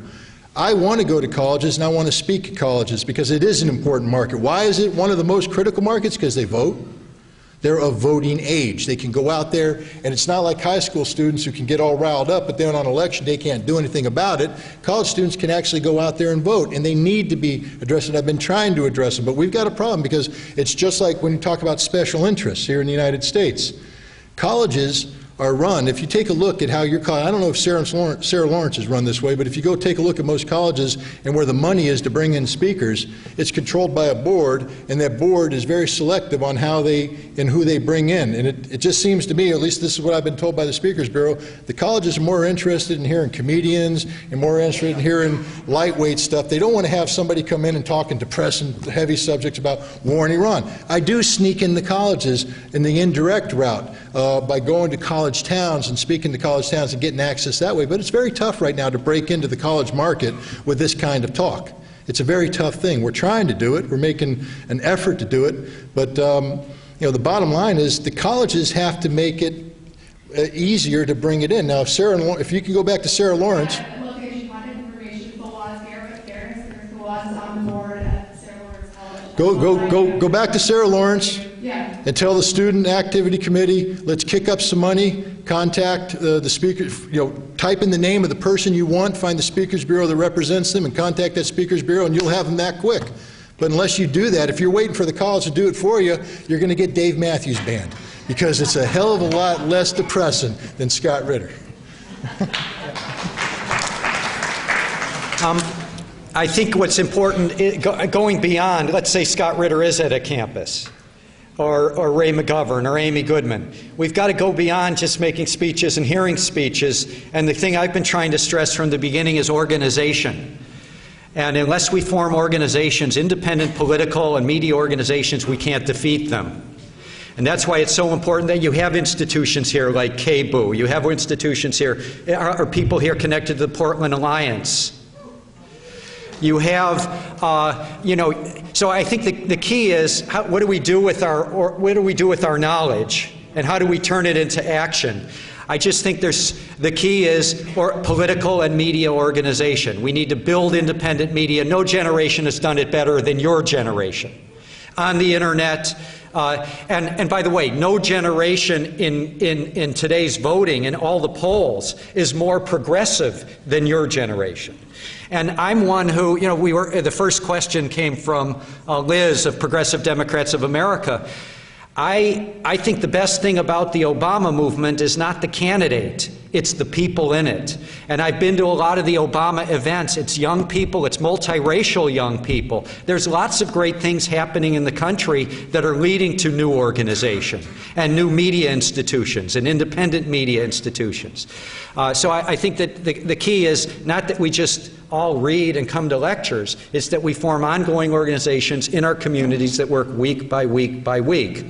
And ultimately, the reason I had a third-party background for years. The reason I joined Progressive Democrats of America is I believe, like the right wing took over the Republican Party over 20 years and converted it into something that really stood for principles, in my view, totally wrong ones. But they took over one of the major parties. I believe if progressive people go into the Democratic Party and you elect people that they say they're going to vote against war and they vote for war, you run against them. And you keep running in Democratic primaries progressive candidates until you take over that party. And once there's a major political party that stands for something, like a Democratic Party standing for progressive principles, where a DeFazio is not out on the fringe, but he's in the majority of the party, then I think our country will be on the verge of momentous change.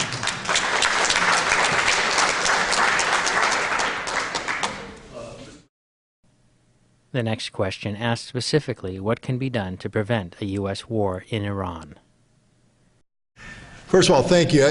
Again, it was a thrill to be at Lincoln. I've traveled a lot of high schools, and I actually I asked a question: how many students have read the Constitution of the United States of America? And a huge number of students actually raised their hand, more than I've ever seen. And then when I hit them with the challenge, how many of you want to take a test where 80% is the passing grade, spot test right now?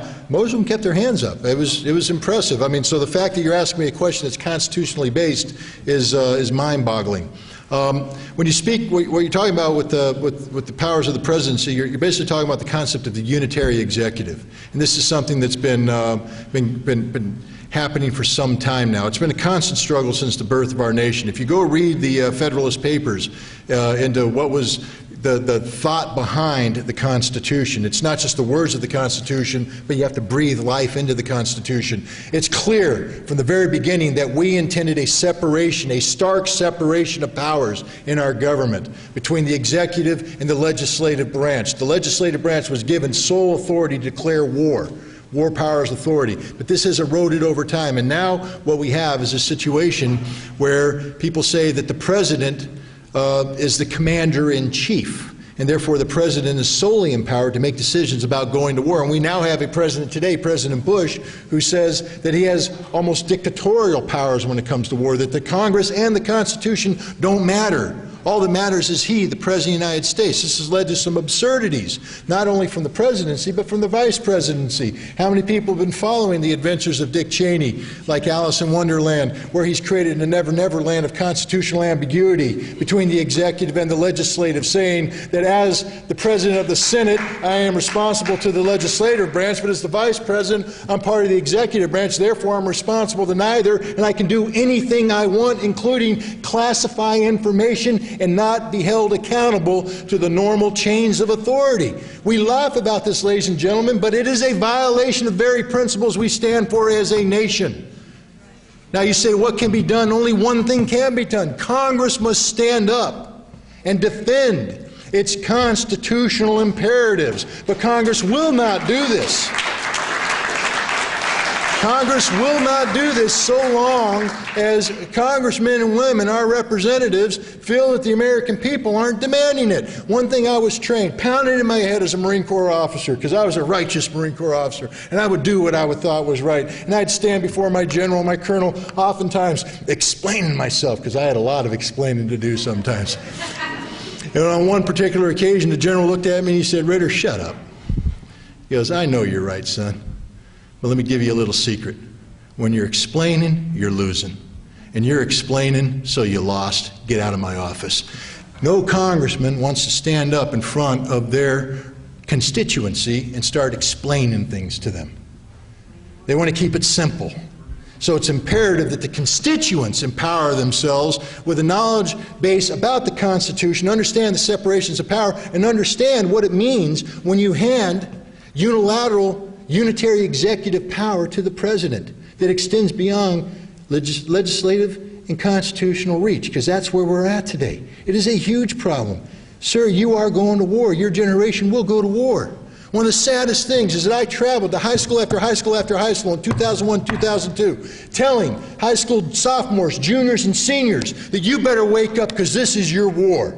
I went back to the same high schools 3 years later, and every single high school I went to had a student who attended that briefing dead in Iraq. Dead. Many of them had them wounded.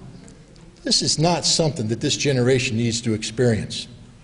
Let's stop this war, but we stop this war by defending the principles and values put forth by the Constitution. Sir, I salute you for your knowledge and information for asking that question. Now join ranks with the people in this audience to get the Americans to wake up to the reality of what it means to be a citizen in this great nation. No one person is above the law. No president is above the law. Unitary executive power must be eliminated. Ask Hillary Rodham Clinton what she feels about when it comes to the issue of unitary executive power.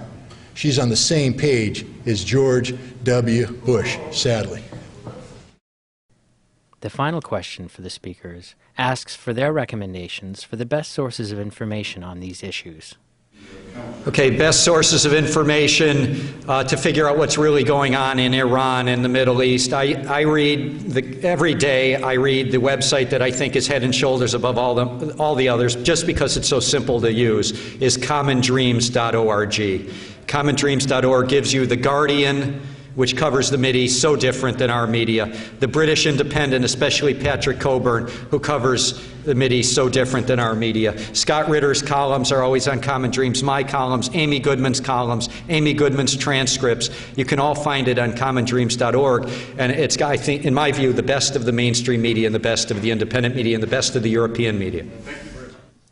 You've been listening to journalist and media analyst Jeff Cohen and former United Nations Weapons Inspector Scott Ritter speaking in Portland, Oregon, as part of the U.S. Tour of Duty public lecture series.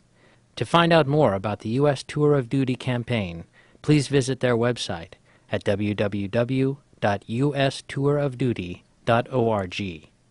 This program was produced by PDxJustice Media Productions. To find out more about our work, please visit our website at www.pdxjustice.org.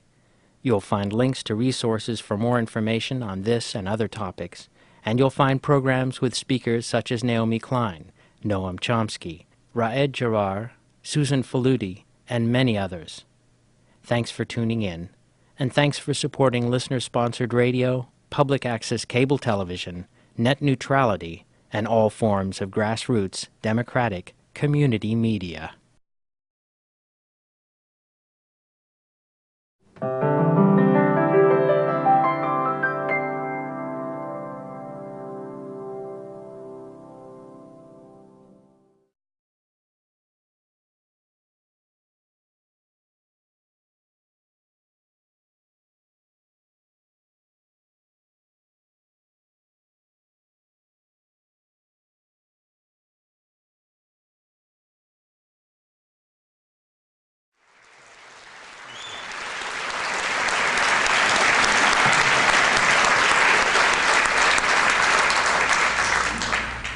Days ago, the Pentagon released scary videotape with the audio tacked onto it showing Iran speedboats apparently harassing 3 U.S. Navy warships, including a guided missile destroyer in the Strait of Hormuz.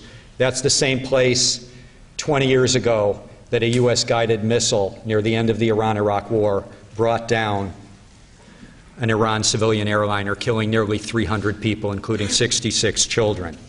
On the tape that was just released by the Pentagon last week, a menacing voice is heard to say in broken English, "I am coming to you. You will explode after a few minutes." The only problem, now the Navy is saying they don't know if that voice had anything to do with the speedboats. They don't know if that voice was Iranian. It sounded to me like Borat had broken in. It sounded, in fact, completely staged. The tape with the inflammatory audio threats was prominently aired on every single national TV and radio network in the country, including PBS and NPR. Few of these networks have given prominence to the doubts about the audio. We should be contacting Congress this week, senators, Congress members, and demanding that they have a congressional hearing on whether this was some sort of hoax to provoke us into a war, just like the Gulf of Tonkin hoax provoked us into the last war.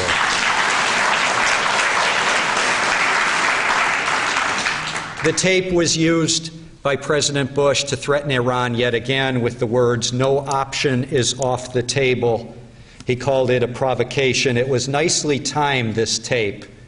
Very nicely timed for his trip to the Middle East, where he wants to unite the Sunni and Arab regimes against the Shia and the Persians of Iran.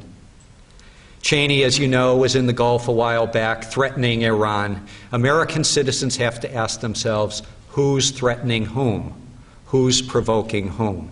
I try my best to imagine, as you know, I'm a student of talk radio and American media, try to imagine how talk radio in this country would react if somehow the situation were reversed, if somehow there were huge Iranian naval warships off the Atlantic Ocean. And I can almost hear that talk radio screamer Glenn Beck on CNN and on his many Clear Channel radio stations exhorting the yacht club members from the elite U.S. Republican Guard to go out and harass nations. What's the motto at the Washington Post? We will get fooled again. The New York Times front page was instrumental in invading Iraq, with scare stories relying on unnamed White House or intelligence sources that turned out to be totally false about Iraq's alleged nuclear weapons threat. That was not just a failure of the reporters Judith Miller and Michael Gordon. That was a failure of the paper's top news editors, most of whom are still in power. After semi-apologizing for its bad coverage, how did the New York Times rectify its situation? By giving even more power to the reporter Michael Gordon. He writes the page one articles in allegedly objective voice on the need to keep troop strength up in Iraq, and then he appears on TV where he becomes an unabashed advocate for the Iraq occupation. Last February, it was Michael Gordon who wrote an important page one story with the amazing claim that Iran's supreme leader had approved sending lethal explosives into Iraq to attack U.S. soldiers. It was a claim that even Bush was retreating from within a matter of days. But one couldn't assess Gordon's charges because, as usual, they were virtually entirely based on anonymous sources. About 25 times in the article, Gordon wrote, United States intelligence asserts, administration officials said, some American intelligence experts believe, American officials say, on and on and on. After analyzing this article, the blogger Jonathan Schwartz came up with a theory. He said, quote, Gordon is not an actual person, but rather a voice-activated tape recorder, unquote. Whether Iraq in 03 or Iran in 07 and 08, the New York Times motto seems to be, we will get fooled again. Last week, the New York Times had a fascinating article headlined, For Pentagon and News Media, Relations Improve with a Shift in War Coverage. When you read the lead sentence, it's a bit like that children's game, Count the Errors in this picture. The lead sentence reads, the anguished relationship between the military and the news media appears to be on the mend as battlefield successes from the troop increase in Iraq are reflected in more upbeat news coverage. I mean, after reading this article, I began to think that we could come up with a solution at the New York Times if we just instituted random drug testing for hallucinatory drugs. Paragraph 5, at the start of the Iraq War, decades of open hostilities between the military and the news media dating from Vietnam were forgotten, if only for a brief and shining moment. Like everyone in this room, I remember those open hostilities during the first Gulf War when our TV networks were positively orgasmic about the smart bombs and the Patriot missiles. I remember the hostilities when they were swallowing, during the invasion of Grenada, every single lie that the Reagan administration could put out. We all, of course, remember their open hostilities between corporate media and military during the invasion of Panama, probably the weirdest drug bust in history and certainly one of the most lethal to innocent civilians. I was monitoring TV news coverage during those first hours of the Panama invasion, and the correspondents and anchors didn't know if they could call the invasion an invasion. It was, of course, illegal under international law. Of both Sunni and Shia Iraqis want the U.S. troops gone, and 57% of Iraqis today support attacks on U.S. troops. Patrick Coburn wrote recently in The Independent that, quote, Iraq has become a land of warlords. Of course, there's less violence in Baghdad because, as Dar Jamal writes, it has essentially been ethnically cleansed, ethnically divided, entire neighborhoods surrounded by concrete walls and security checkpoints. Normal life has all but vanished. During the so-called troop surge, the number of Iraqis, according to the Iraqi Red Crescent, that have been displaced, that number has multiplied, displaced from their homes. According to the UN Refugee Commissioner, 2.3 million Iraqis have now fled the country. 2.3 million are internally displaced. That's 20% of the country. The equivalent of that in our country would mean 25 million Americans exiled, 25 million Americans internally displaced. It's a bit like Hurricane Katrina in New Orleans multiplied 100 times. The media's role in the Iraq invasion is very personal for me because, as you heard from Tom Hartman, I witnessed the crime firsthand until I was terminated by MSNBC along with Phil Donahue for political reasons 3 weeks before the invasion. Those of us who challenged the evidence that Iraq was somehow a threat and warned that this invasion would lead to chaos. In other words, those of us who acted with moderation, with reason, with skepticism. We acted journalistically. Many of us have been banished from the media system. Scott Ritter virtually banished from the media system. But if you echoed the official deceptions, you've seen your career flourish in mainstream media. In 2002, I debated and opposed the invasion of Iraq week after week on MSNBC, but my debates were taken away. They were taken off the air. They were replaced by non-debate segments featuring the former colonels, the retired generals, the former CIA analysts, the so-called weapons experts. These people didn't ever have to be in a debate. They didn't ever have to face a tough question. They were presented as the independent and objective experts. One of the most ubiquitous experts in the mainstream media, especially on CNN, was the former CIA analyst and Brookings Institution fellow, Kenneth Pollack. He pushed relentlessly for an invasion of Iraq. He went on Oprah's huge TV show and said that Saddam could use weapons of mass destruction not just in the region, but against Americans in our 48 states. Afterward, he was asked, "How did you get it so wrong?" And he said, quote, "That was not me making the claim, that was me parroting the so-called experts." Has Pollack retired in shame as a media analyst? No, he's still a regular. He gets quoted in those front-page New York Times stories by Michael Gordon on the need for staying the course in Iraq. Last summer, he co-wrote the crucially important New York Times column in support of increased troops in Iraq, the so-called troop surge. He was allowed by the New York Times and virtually every TV news network for a period of weeks to falsely pass himself off as someone who had been a critic of the Iraq War. That's a feat of propaganda that almost is bigger than what happened to us in 2003. National law killed all these innocent civilians, but they were worried. They hadn't gotten the green light from the Pentagon or the White House that this was an invasion, so they were calling it things like an affair, an expedition, an operation, a military action. One anchor referred to Panama invasion as an insertion.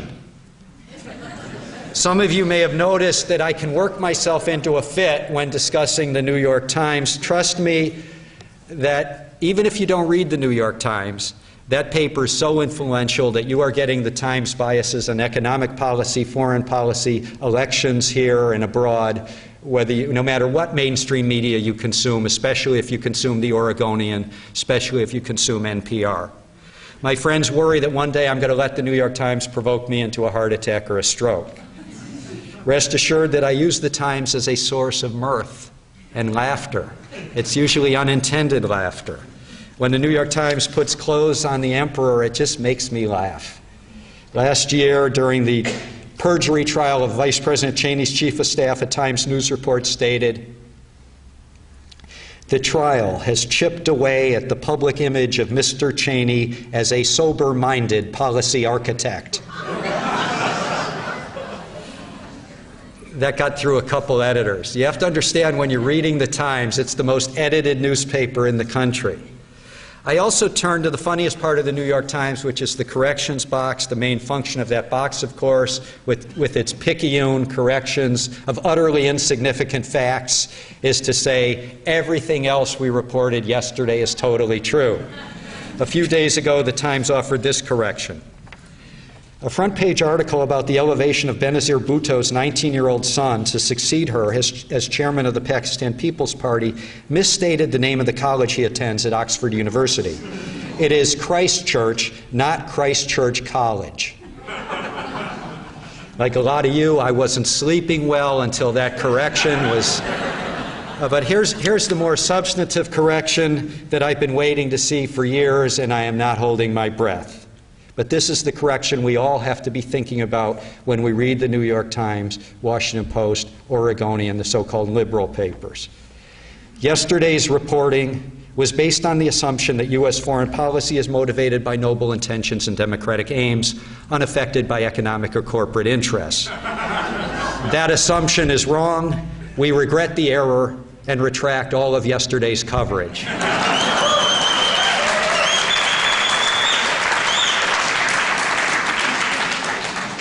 I'm just going to talk a few more minutes before I turn over the floor to Scott.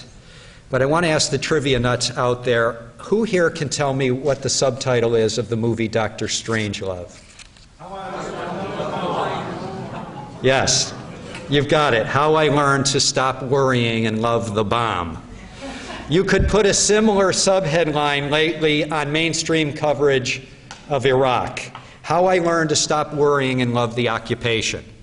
For the realities of Iraq today, you have to go to the independent media. You have to go to the British Guardian. You have to go to the British Independent. You have to go to writers like Scott Ritter, Dar Jamal. According to a recent BBC poll that surprisingly hasn't been heard much in the mainstream media here at home, huge majorities today, the Iranian warships with their yachts. The scenario, I guess, doesn't make a whole lot of sense because while well-off Republicans are very good at starting wars lately, they certainly don't like to fight in them.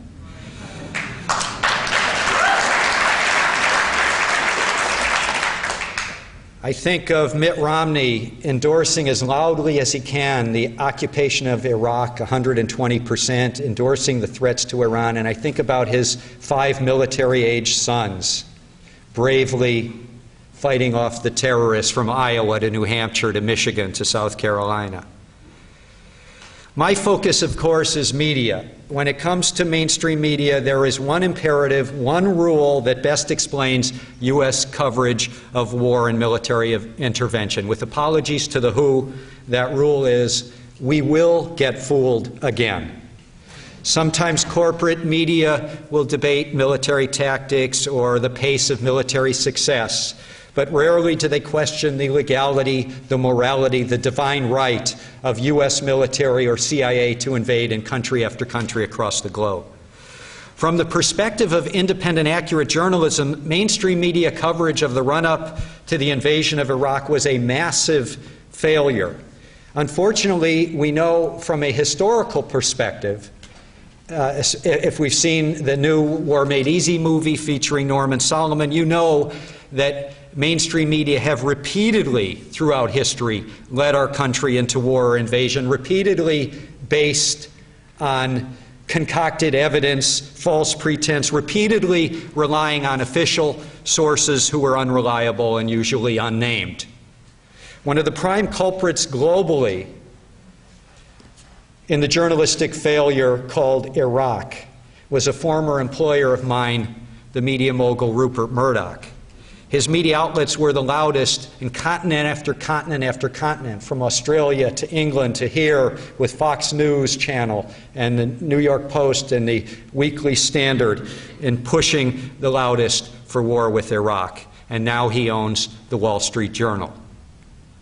And if the FCC gets his way, he'll be buying up more and more media properties when they abolish the cross-ownership, or weaken the cross-ownership rule. But the journalistic failure of Iraq goes way beyond Rupert Murdoch. It goes beyond the TV networks. It goes beyond talk radio. And it goes right to the two leading so-called liberal dailies in our country. In the months leading up to the Iraq invasion, the Washington Post published nearly 30 editorials in favor of the war. On its op-ed page, also dominated by hawks denouncing war skeptics as liars and fools and worse.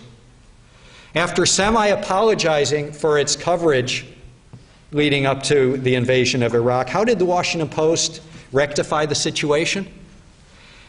They hired George Bush's chief speechwriter, Michael Gerson, as a regular columnist. He's the man who spun the false rhetoric that was swallowed by the Washington Post editorialists. He's the man who inserted the references to the yellow cake from Niger fable in President Bush's speeches. He's the man who concocted that soundbite warning about Iraqi nukes, that we don't want the smoking gun to be a mushroom cloud. He's the guy who helped prepare Colin Powell's dishonest speech to the United Nations.